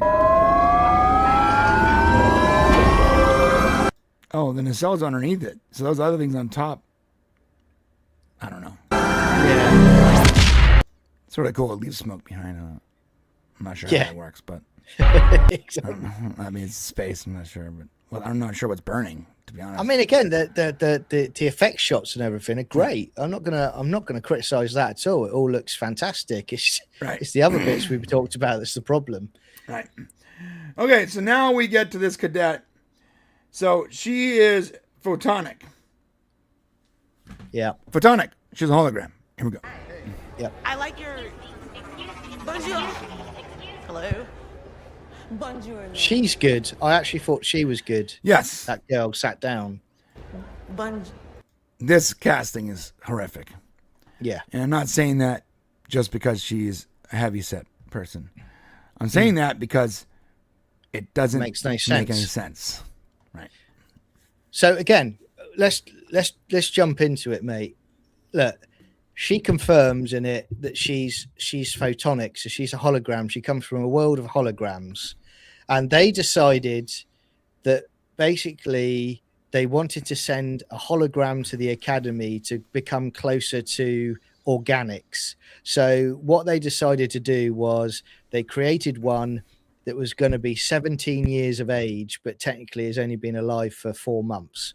So right, that I don't understand at all, because as I said to you before, if they're an entire civilization of holograms, they have history databases that they can go to. They have personalities, previous people from history that they can use, and they could come up with someone more rounded to join the academy. Now, my example also is when you see the Doctor in Star Trek Voyager and Caretaker, yes, he's just been switched on, and as we were saying the other day, you were saying the other day, he's not sentient yet, but he has the personality of his creator. So he's a database, he knows how to do his job, and he's tetchy because he has his creator, the personality of his creator. This makes no sense whatsoever. Well, I think it's a political thing. I think it's trying to teach whatever, how to be, how to deal with and be around organics the same way the Doctor had to learn over multiple seasons of TV how to be more human, essentially, or more organic and deal with emotions and all that. I don't have a problem with that. She obviously doesn't have to go to a school. She can just download whatever she needs. But yeah, I guess this is more of like this is their version of data. It's like a social thing. Yeah, it's like her learning how. Yeah, it's their version of data. It's a social thing. She's learning how to be social around humans. I think that's what it is. I don't have a problem with the reasoning behind that. I like the idea of a photonic species. That's sort of cool. I don't understand the science behind it. No, I feel like you have a blackout and everyone just dies. So I don't know. Yeah. Not sure how that works scientifically, but it's sort of cool. We've had in extended universe stuff and in books and comics, we've had photonic species before that were sentient, and that's always fascinated me. I think it's sort of cool. So I like that they're doing it. I don't know why they cast the absolute worst possible person for the job. Not saying that the actress is a bad actress, but she doesn't look remotely like what I would assume a photonic would look like. I'm not saying they have to be white. I'm saying they have to be fit. Yeah, well, I mean, fit. Again, they need to look as if like they're what a peak human would look like, and it wouldn't be overweight. Well, this is when you go to a college as well, mate. And if we're talking current day, there are acceptance criterias. If you're, I'm sure you've got it over in the US, where if you're going to be doing sports or something, there's an acceptance that you have to do. You have to keep yourself in physical shape. But I just don't understand it. Again, it's like they just haven't put the effort in, to these characters. Well, again, they haven't, have they? I'll stop there. They haven't put the effort into them. There's the only one that they seem to have paid effort into is that Caleb character. That's the only one. Whereas the others, they've just kind of like, well, we'll just use them as backups around him. Right. Yeah, you're right. Well, can I just pose another question? Yeah. How is she freely walking around when the holo emitters go out? Well, again, it's about like the mobile emitter. The Doctor's got a mobile emitter, but you don't see him with it on. Don't see it on his arm. Right. So he's obviously got a more advanced version over the centuries. But like you're right, how is she powering it? Is the ship powering her? So like you said, when they're attacked, surely to conserve power, they would shut down, because they actually admit, don't they, that the doctor says when they're attacked, the hollow emitters are down. Therefore, the holographic medical personnel are unable to help the students that are injured. So she's obviously got her own power source because she touches the wall and lights it up. You know? Right, yeah. And then also, remember they talk about, like, I guess some of the doctor's staff are holograms because they can't help people. That seems like a huge oversight. I feel like you should have regular physical organic beings as part of the 100%. medical bay. Well, that's what I mean. You know, when they take the Klingon Jem'Hadar hybrid to the medical bay, and like you say, I get that they've sent human medical staff out to triage students and cadets out in the corridors and around the ship. But someone should be in medical. You would stay one in medical, wouldn't you? Really, you wouldn't be leaving it to students to have to fix the problem themselves. It just, I'm trying to take leaps of logic here, and I'm coming up short. Yeah, so it's basically a rebranded Data, rebranded Doctor. But I have so many questions, and I want to know, how do their photonic species operate outside of hollow emitters? Is it, mobile emitters? Doctor's not wearing one. He's able to operate while other holograms are not able to operate, which begs the question, why in the world doesn't all the holograms just have their own mobile emitters then? Like, they're all just tied to whatever the ship is. It just seems so convenient. What I find strange as well, she's talking to the doctor, and the doctor has got no knowledge of this holographic planet whatsoever. Now, we know from Voyager how he stood his ground. He defied orders to try and make sure that the holograms were protected when they were being killed off. They were being repeatedly brought back and tortured, So we know he cares about them. So you'd think he'd know about it. And if he doesn't, if there are so many different colonies, it's been almost 1,000 years. You'd think you would find a holographic planet of photonics. Well, exactly. And you'd think in that time, surely this can't be the only one. There's got to be so many different planets out there of photonics. So I don't understand the connection again to organics. Right. It's like, again, even when I'm reaching for, because of the burn, they couldn't make contact with organics, but it still doesn't make a lot of sense to me. Yeah, but I am a little more forgiving because I like the concept of exploring the photonic thing. I just think the casting's wrong, and I like the photonics like you, and I so think many you're questions. Right. There's so many options with photonics. All right, so she's sort of like, she acts like a 17-year-old, even though she was born 4 months ago. I understand. Are we? Yeah. To be honest, when we first saw the casting, I thought they had cast a Down syndrome person. Remember that? Yeah. I'm glad it did edge that way. I'm glad that's not the case. Yeah. But again, poor casting. Really poor casting. Yeah. For free? Okay, so let's go. She is good. Yeah, the one on the right is good. Oh, my good, dad's. Yeah. Good casting, good acting. So this is when she. Oh, this is the moment the bully boy. The bully boy. Yeah. Really? You want to pick a fight with with the a Klingon English on day accent. one? Depends. Can we knock it off? Yeah.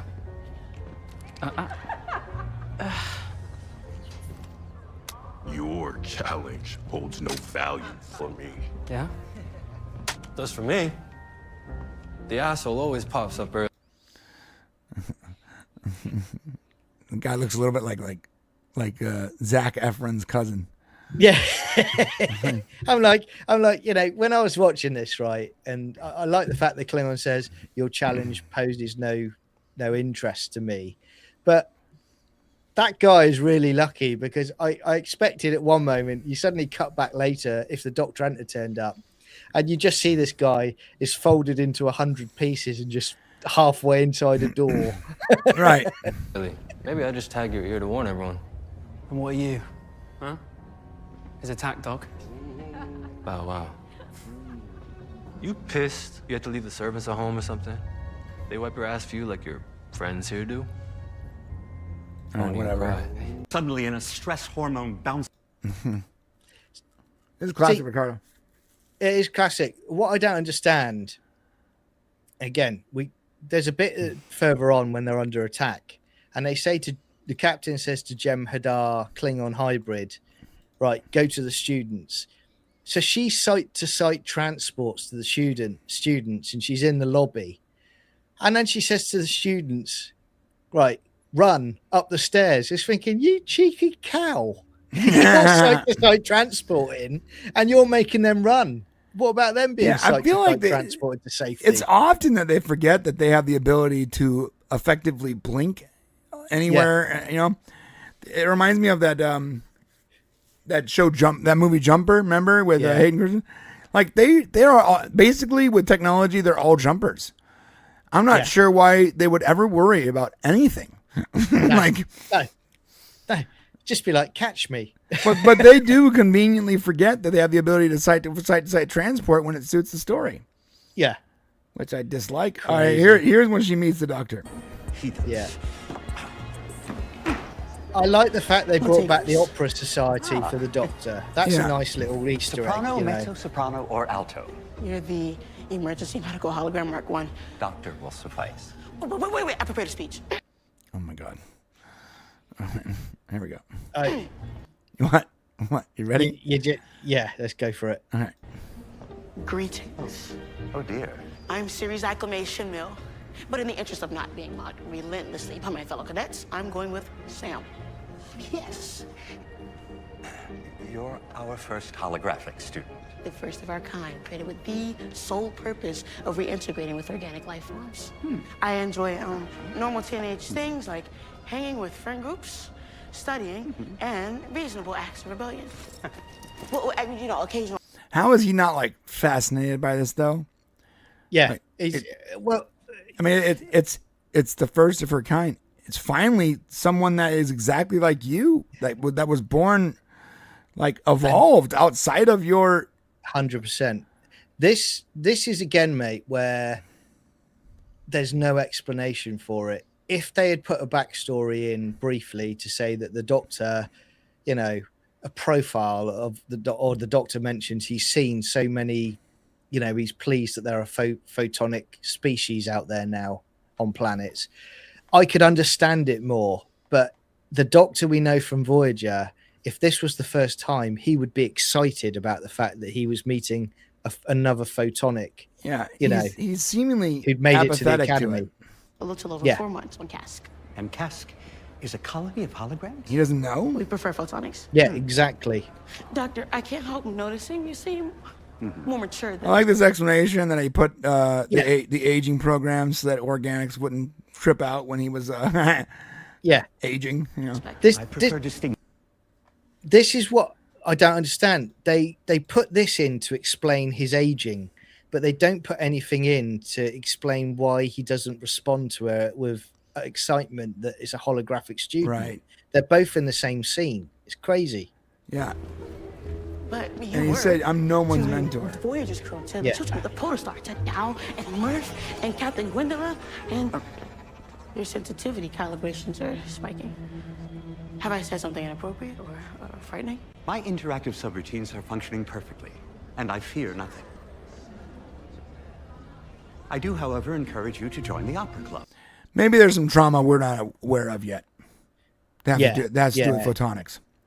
Maybe he thinks other photonics are dangerous because of some experience he had.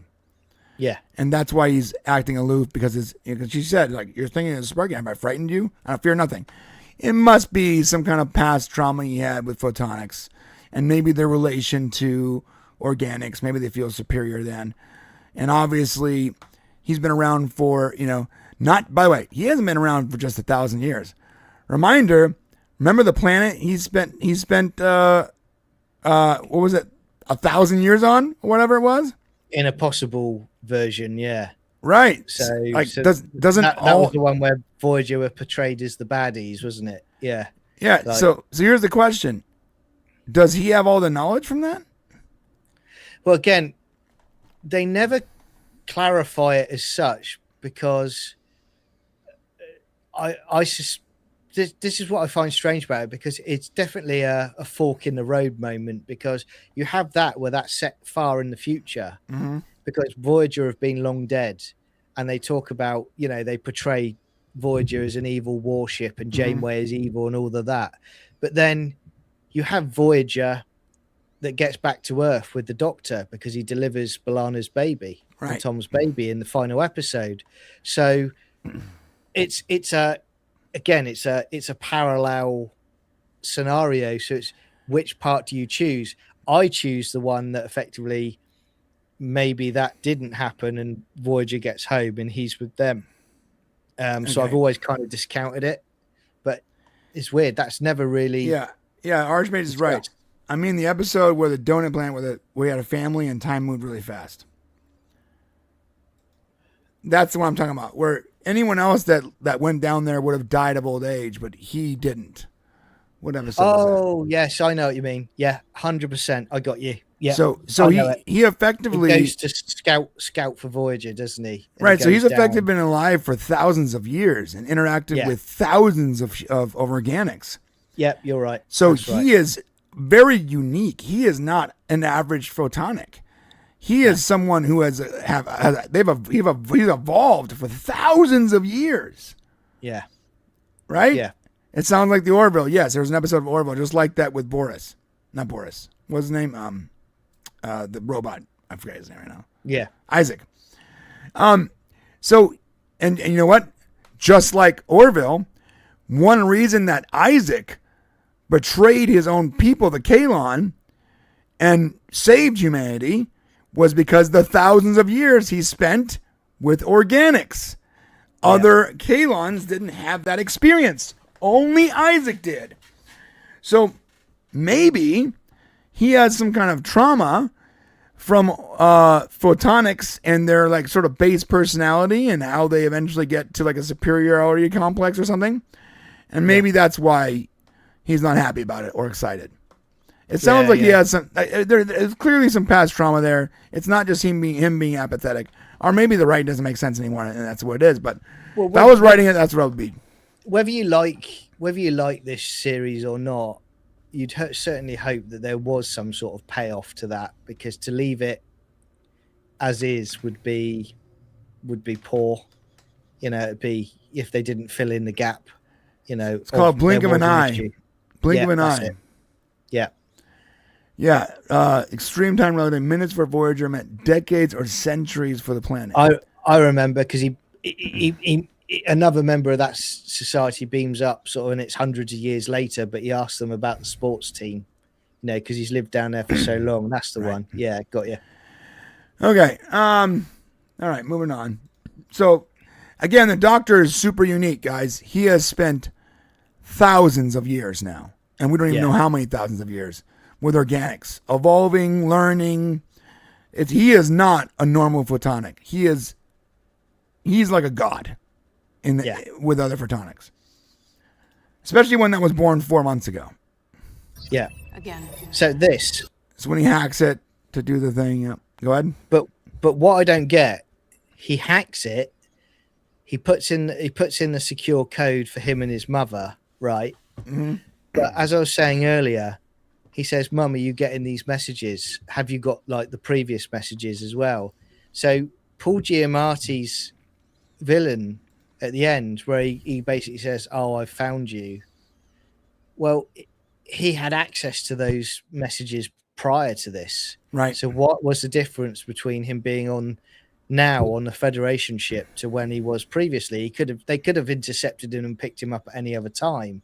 That's one thing that I was like, that's a bit of a hole. I think it must have been that he saw he was coming from a Federation ship, and it wasn't coming from some shuttle on some outer planet or something. Like you say, and again, if they'd said a word like, "We interrupted your signal from a Federation vessel," right, answers the question instantly, but they don't do that.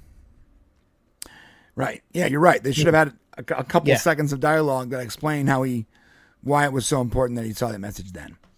Yeah. Doomed Hurt's right in the chat. He's saying, I think his mum is working with Paul 100%. Giovanni, which you were saying earlier. Yeah, I think so too. Mark says less than 2,000 years. So that still makes him being alive for 3,000 years. It's a long time to be alive, bro. That's basically a god. Yeah, that means that he's been alive he's lived 3,000 years of life. I'm not someone that wants necessarily really dark Star Trek, but I would like, with the Doctor for living that long to actually have scenes where he talks sadness of the loss of his friends and loved ones over that time and how lonely it gets, because you're immortal, you're going on, you're seeing everybody that you cared about die. That's a massive toll on you. He's effectively he's immortal. It's wild. Yeah. It's a wild amount of time to be alive. Yeah. Okay, so he packs it, sends a message, Mom, are you getting these? Blah, blah, blah, blah, blah. Whatever. So this chick, who I do like, just like you, she catches him and says she's not going to rat him out. You're going to rat me out or shake me down. It's interesting. I'd shake you down. I want to learn how to kill a man with a toothbrush. You were in prison, right? What? It's sort of cool. That's the rumor, anyway. Teach me in exchange for my silence. I'm also gonna need someone to cover all of my shifts on the duty roster. Probably someone to dress me in the morning. I have no problem with that. Yeah, exactly. I'll help you out. Basically, she just says ridiculous stuff. She's not gonna turn him in because she's doesn't think it's a big deal, and maybe she likes him. She liked how he looked out for his friend. Right. So that's a cool scene.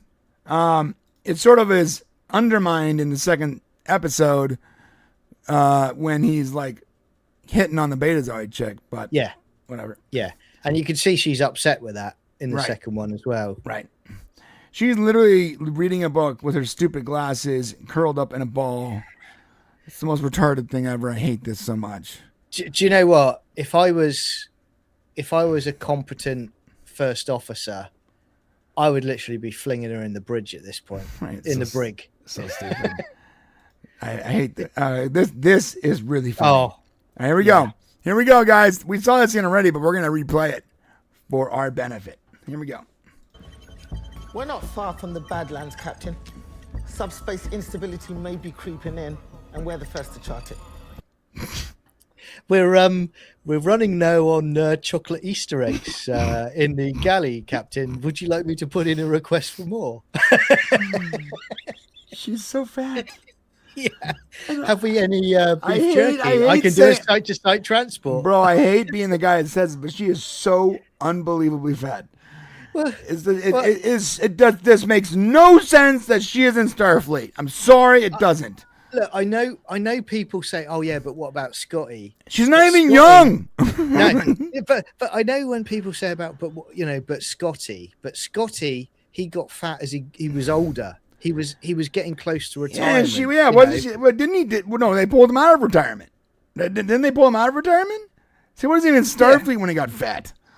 So it's like, but this is like, again, I'm not having a go at her as a person, but I'm just saying this doesn't work in Starfleet. It's like, right, put the shields up. She's so big. She can't stretch far enough to press the shield button. And then we go back to like the whole.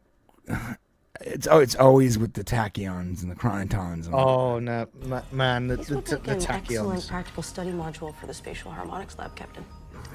I'm no off to chef class. Helm. Drop us Site-to-site transport. Captain. Tachyon interference. It's always tachyons, bro. Do you know what? On this, Can we get a new thing to have interference? It's always tachyons or chronotons or whatever. It's so stupid. Yeah, do you know what? With this, I thought to myself, okay, so Paul Giamatti has intercepted the communication. How does he so fast manage to put drones inside of asteroids to attack the Athena? And then I thought, oh, of course, they're tachyons. Maybe he's got tech to go back in time a few hours so he can prepare. It's so lazy because they put their drones waiting for them inside asteroid field. So how long has he been waiting there? Right. Yeah, I don't know. Well, let's find out. Weird. You're right. So he hands her glasses for some reason. Do you not have a pie?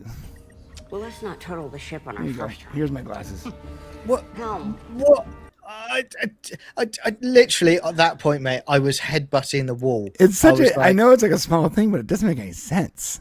Well, no, it's like, why wouldn't you keep your glasses? And also, if you're struggling to see the screen from there when you're stood right in front of it, how are you going to see people on the main view screen without your glasses? You should just keep your glasses on, lady. Yeah. And your shoes, please. Glasses and shoes. All right, here we go.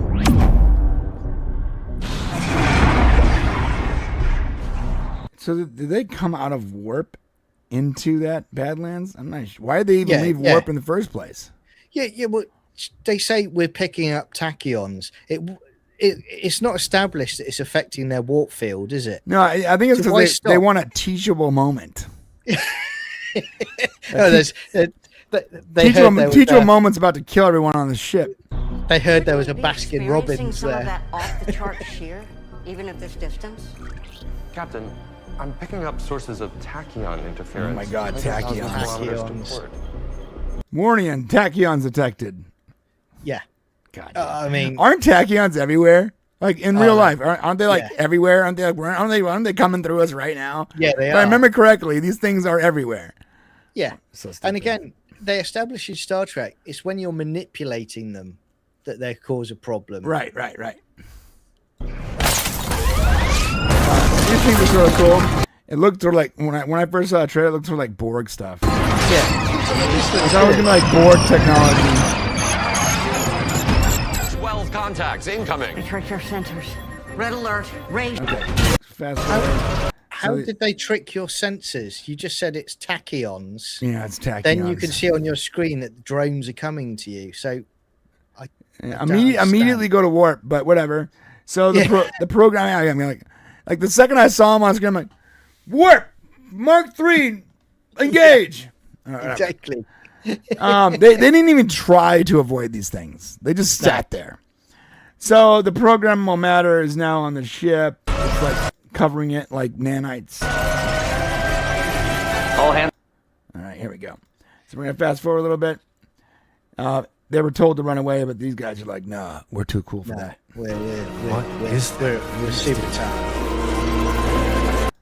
Sort of cool. I mean, not that what they're doing, but like the effects are great. Yeah. And again, Klingon Jem'Hadar woman's just stood there watching, doing nothing to direct them to get the hell out of there. I swear to God, this thing looked straight up like the Borg ship from Picard season 2. Yeah, it looks exactly like the Yeah. giant robot vulva. That's what it looks like. It does, right? It does. Crazy. He has the green and everything, dude. Yeah. Captain, it's the Venari roll. Venari roll. It has the same shape and everything. It looks like Yeah. so. It connects to the ship. Sort of cool. Hey, by the way, though, guys, you know those nacelles are totally detachable. So yeah. They're not even attached to the ship right now. You can just let them go. Yeah, exactly. And also, when you get to the end of the episode, there's no damage to them whatsoever. Oh yeah, because there's no damage. So they like made it. They made it inert. Yeah, so they start exploding. This weird chick. All right, go forward. All right, this is the moment where Klingon guy wakes up. He's like, "What the hell, man?" And she's under a bulkhead or whatever. A day. That's No, we can't pull it out. Was that the moment that was during the red alert? Yeah, go back. Okay, that's what the warning. All right, go back again. Red alert! Red alert! Red alert! Do you know what? I would be pushing her out of the nearest airlock. Yeah, how did this retard get in the Starfleet? Yeah, you got. She ate her own comm bags. Yeah, comm badge. Now she's like, yeah, she's now turning a phaser on herself. Right. Red alert! Red alert! Red alert! God dang, that's so wrong. Oh, it's painful. All right. So she's hurt. You got it? Okay. So they mentioned the whole, like, there's the holographic systems are down. There's No med people in med bay and doctors. I'm not sure how they're all walking around, but whatever. So this is the moment where she uses her power source to power up the corridor. Computer! Emergency lights! Failure. Emergency lights. Does anyone have a flashlight?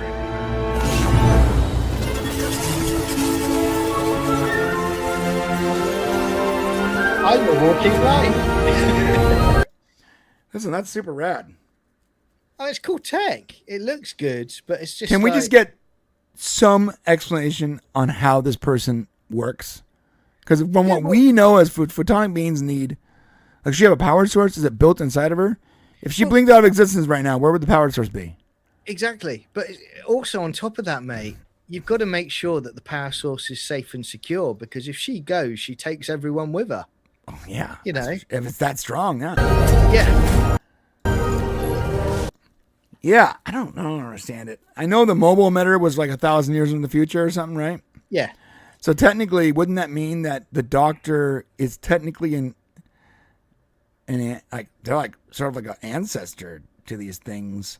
If like they developed a mobile emitter 1,000 years from his time, yeah, so he's using their technology 1,000 years ago to exist. Yeah. Because when he got it, head's mobile hurting. emitter was future tech, wasn't it? Right. You know, it was what, 200 years in the future? Oh, was it about 200 that? years? 200? I forgot what it was. was. About that. Yeah. All right.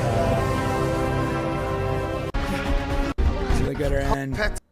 Captain, with its infinite sense of humor, All right, so will always we're gonna skip back to triage thing because I don't give a crap. fold upon itself like an Paul origami Giamatti, though. chicken. Paul Giamatti Yeah, is and still the this best thing moment, about Captain it. Ake, this moment is that chicken. In other words, payback's a bitch.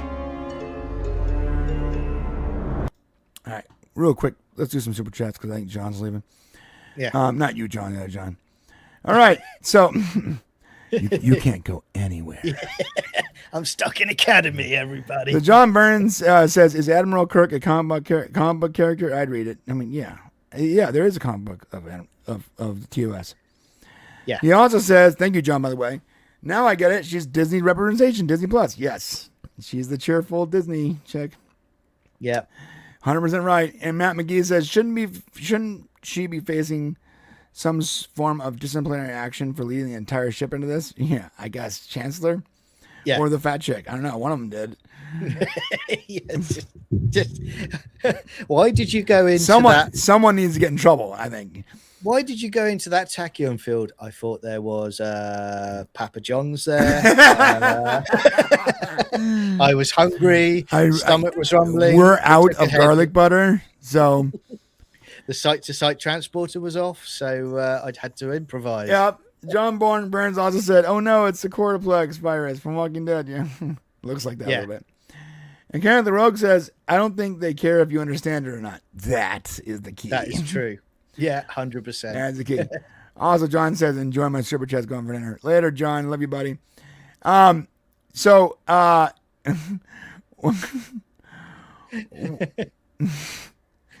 One thing about the mole emitter, I guess it's 29th century mole emitter, so this is 300 years. So it's only 300 years. So yeah, so he's like literally the ancestor of these people. And data course magic. Okay. All right, let's go back to this scene. Yep.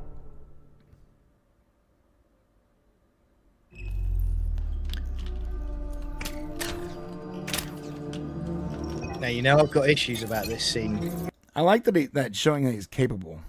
Yeah. Committing an act of war against the Federation. Withdraw, Baraka. Commandante, Baraka, please. And I don't recognize your authority to do Blow it out your ass. Okay, we're gonna skip ahead a little bit. So you're stalling for time, right? Right.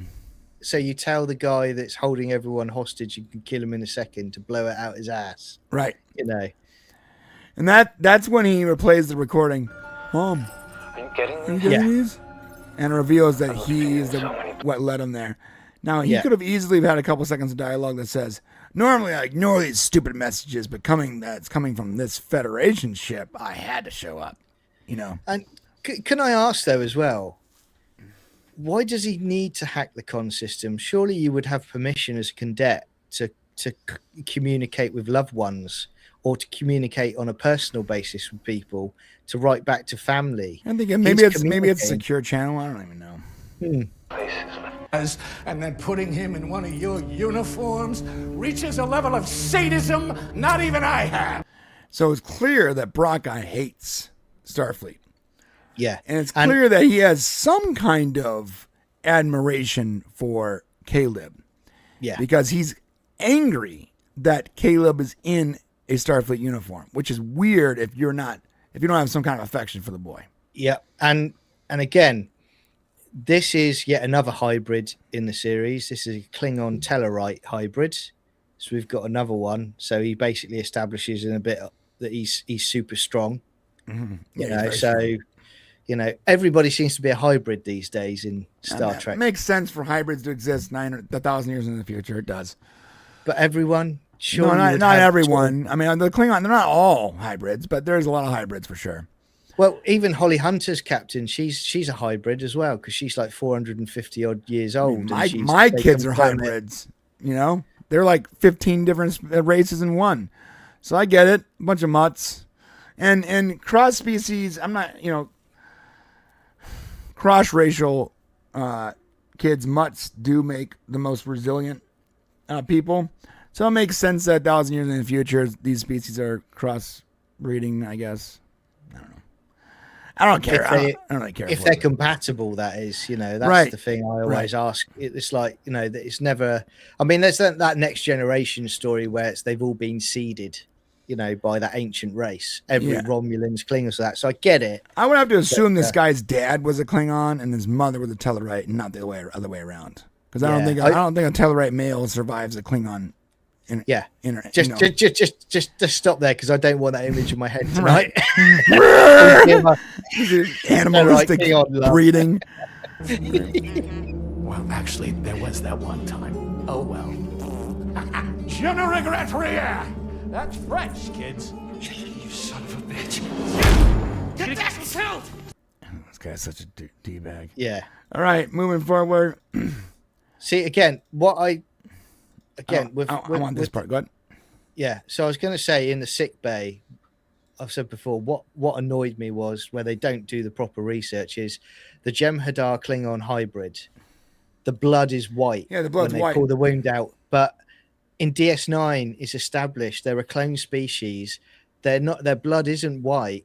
They have a tube that goes in, and it's Ketracel white, and it's like a drug addict, a drug addiction, because that's how the Dominion control them. And if they stop getting the white, they start going crazy and insane and trying to kill each other. So what color is that? What color is their blood? They haven't never established it, I don't think, in DS9. But again, so, I mean, I guess you can just say it's white. And, you can. And while we know that they probably just effed up because the drug was white and not their blood, and they didn't understand that.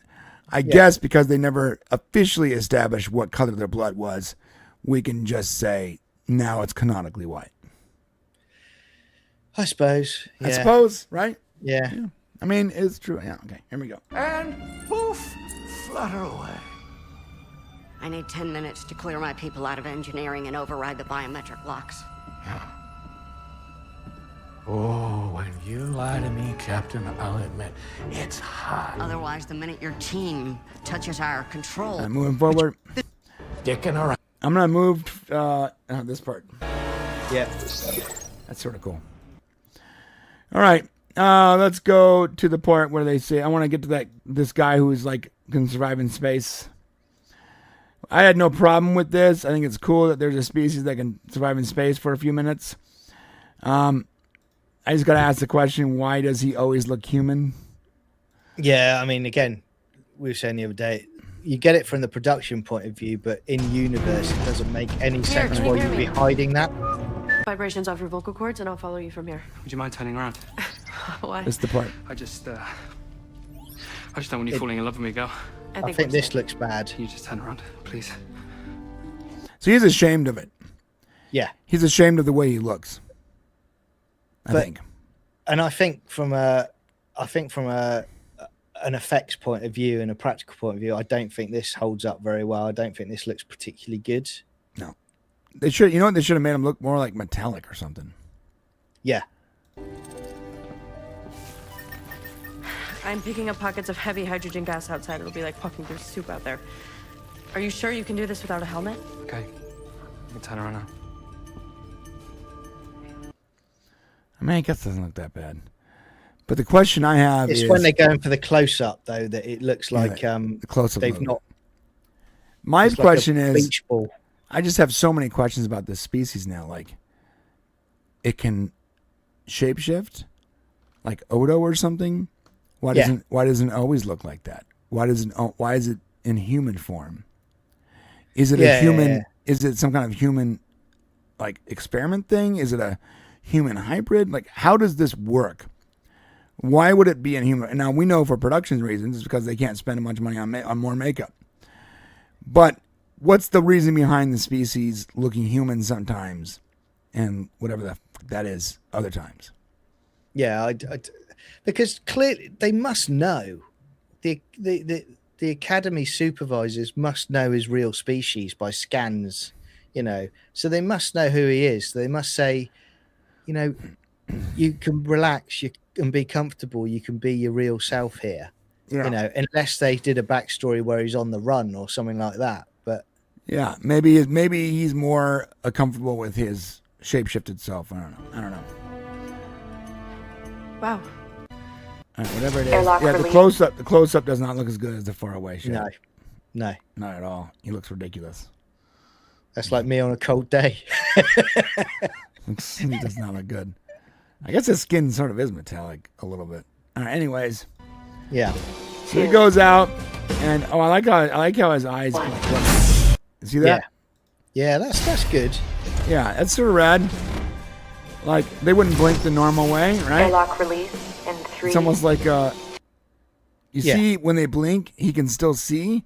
That's what geckos do. So when geckos' eyelids are actually translucent, and they can still see through their eyelids or something, I think it was. Yeah. It looks the same as the gecko stuff. 2, 1. All right, that's sort of rad. All right, moving forward. So he effectively gets the code, and we're just gonna skip past all this. Go watch it if you want to watch it. Yeah. He saves the day. I want to get to the part where this guy barely makes it out because the teleporter emitters or whatever, transportation emitters. I want to get to the part where Giamatti and Caleb have an encounter. Yeah. It's coming up now. Here we go. All right. So he's about to go save the day. Loading protocol.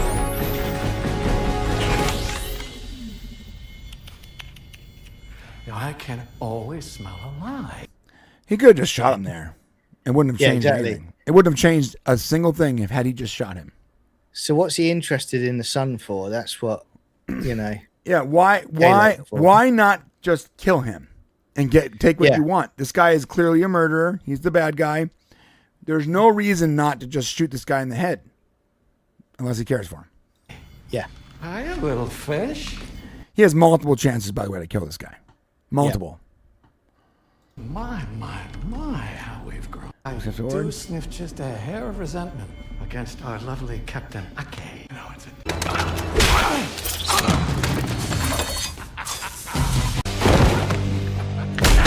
He could have killed him so many times. Yeah. So many times he could have stabbed him, killed him, and he just doesn't. And he said Phil Giamatti says that he escapes with his mother. They escape together. Yep.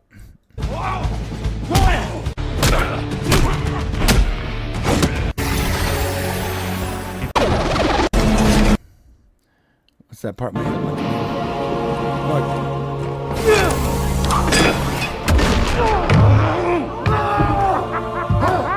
He could have killed him and instead just leaves.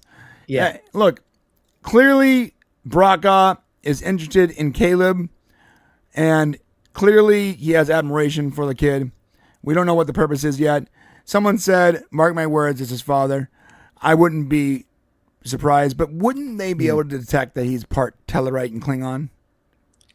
Yeah, they would.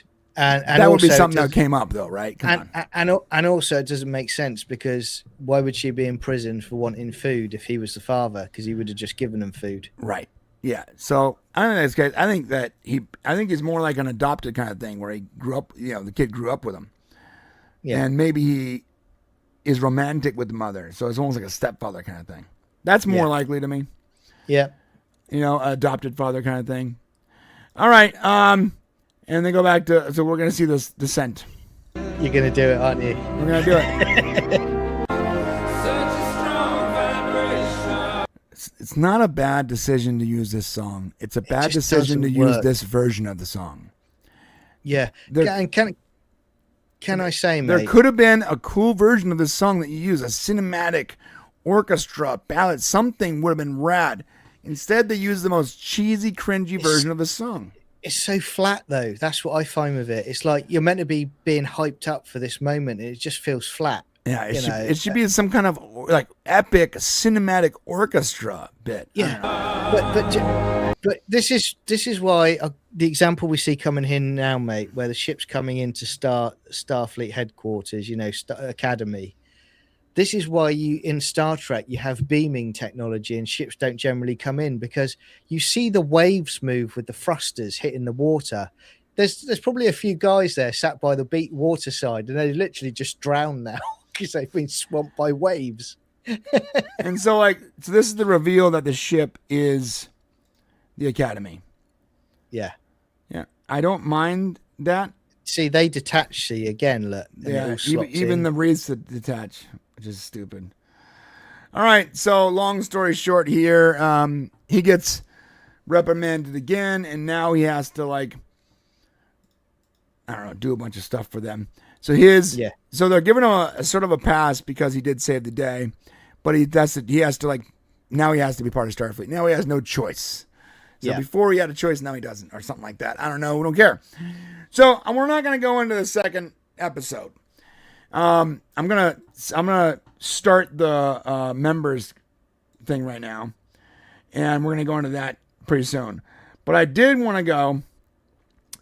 If you completely divorce yourself from Discovery and try to be as honest as possible, completely divorce yourself from Discovery and just judge that episode for what it is by itself, what do you say? Again, me personally, I didn't enjoy it. I think it's the plot holes in it that were bad for me. Paul Giamatti was good. Robert Picardo was good. I've said to you as well, the holographic girl is not the worst in it. No, she's not the worst. I think it's the Jem'Hadar Klingon hybrid, which is the worst for me. Pizza delivery lady, she's not bad at all compared to those. She does what she said, teachable moments.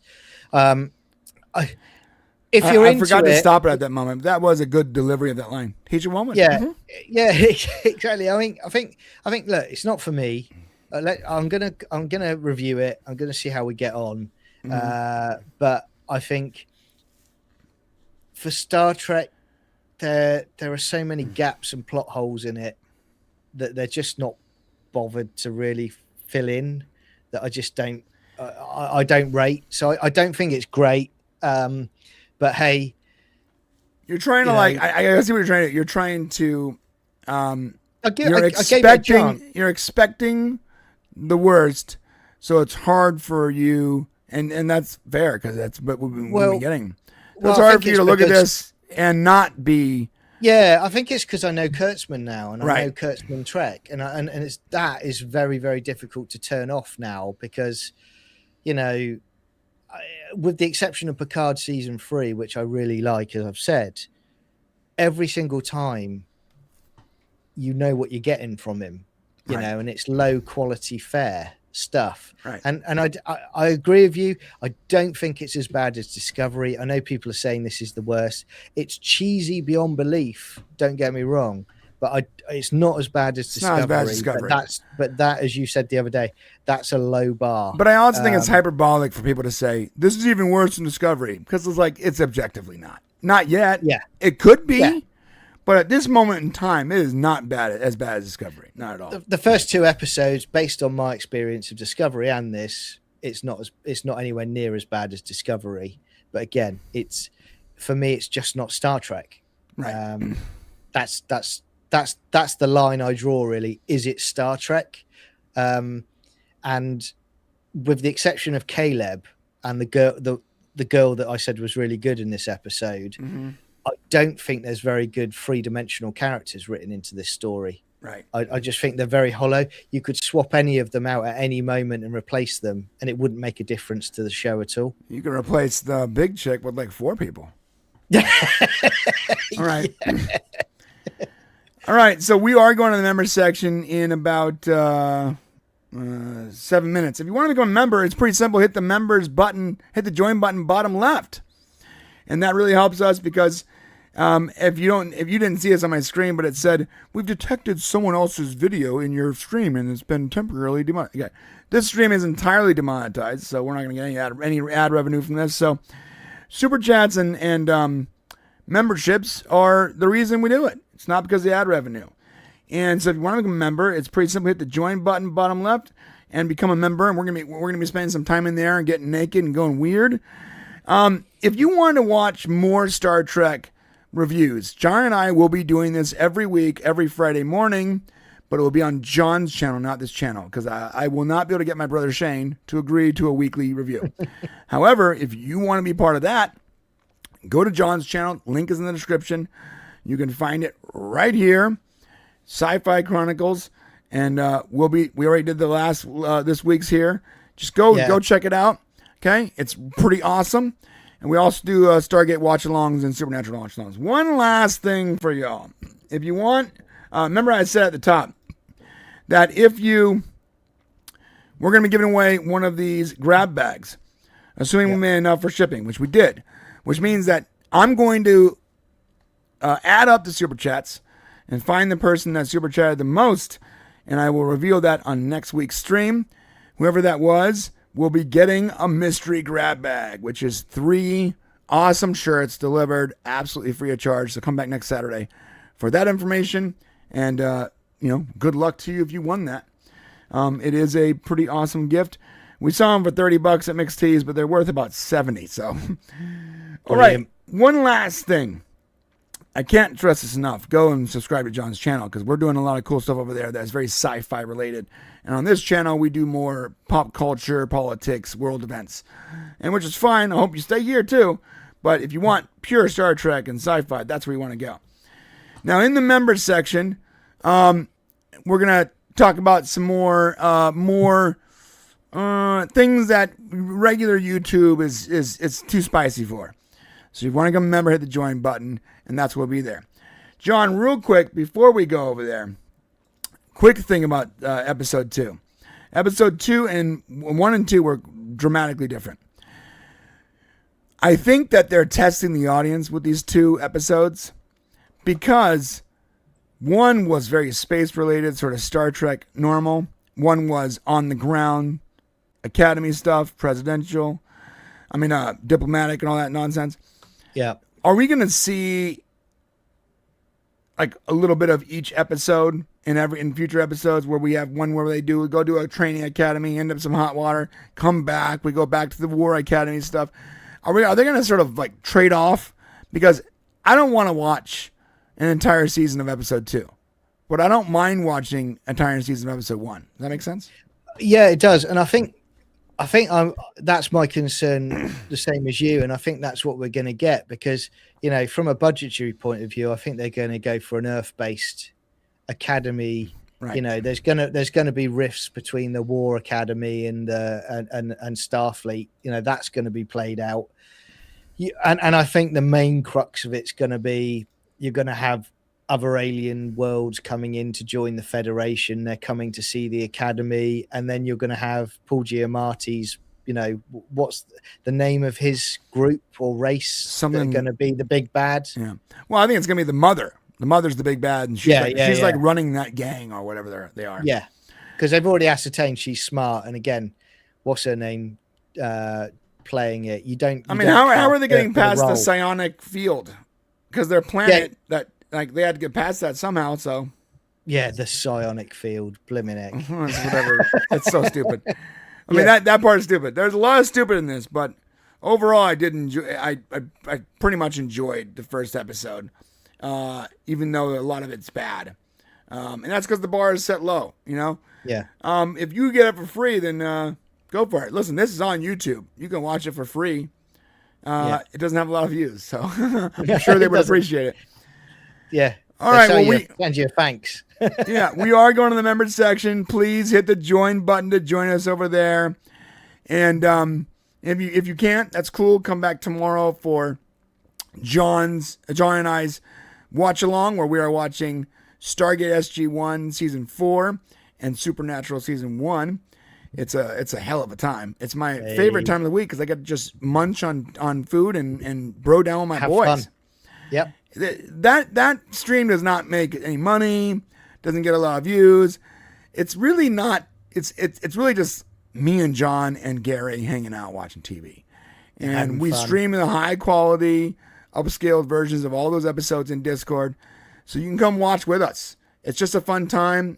There's no gimmick here. It's just us watching TV, eating food, and shooting the poop. Okay. Yeah, friendly community as well. So yeah, come on in, join us. There's no catch. People are like, well, what's the point of this? I'm like, there is no point. We're just having fun. Yep. If you don't want to have fun, get out of here. Get out of here. And it's good for everyone. The Stargate one, whether you're brand new to Stargate and you want to get some episodes in with us before the new series turns up, or if you've watched Stargate for over 100 times, you know, it's good for you as well. Yeah. So come on in. And Supernatural again, same format. You know, if you want to come on in, brand new to it, come and enjoy those episodes with us. Likewise, if you love Supernatural, it's fine for you as well. We just have a damn good time. We also have information that you might not have always picked up on in regards to these shows, because you know we're pretty much experts on the production at this point. Yeah. Well, anyways, we're taking off. We love you so much. Thank you guys for being here. If you can't come to the member section, that's cool. We'll see you tomorrow on John's stream. If you don't go to that, then we'll see you next Friday on John's channel. If you can't go to that, we'll see you next Saturday on this channel. Either way, have an awesome time. Love your bits. See you in the member section. Take care. See you in a minute.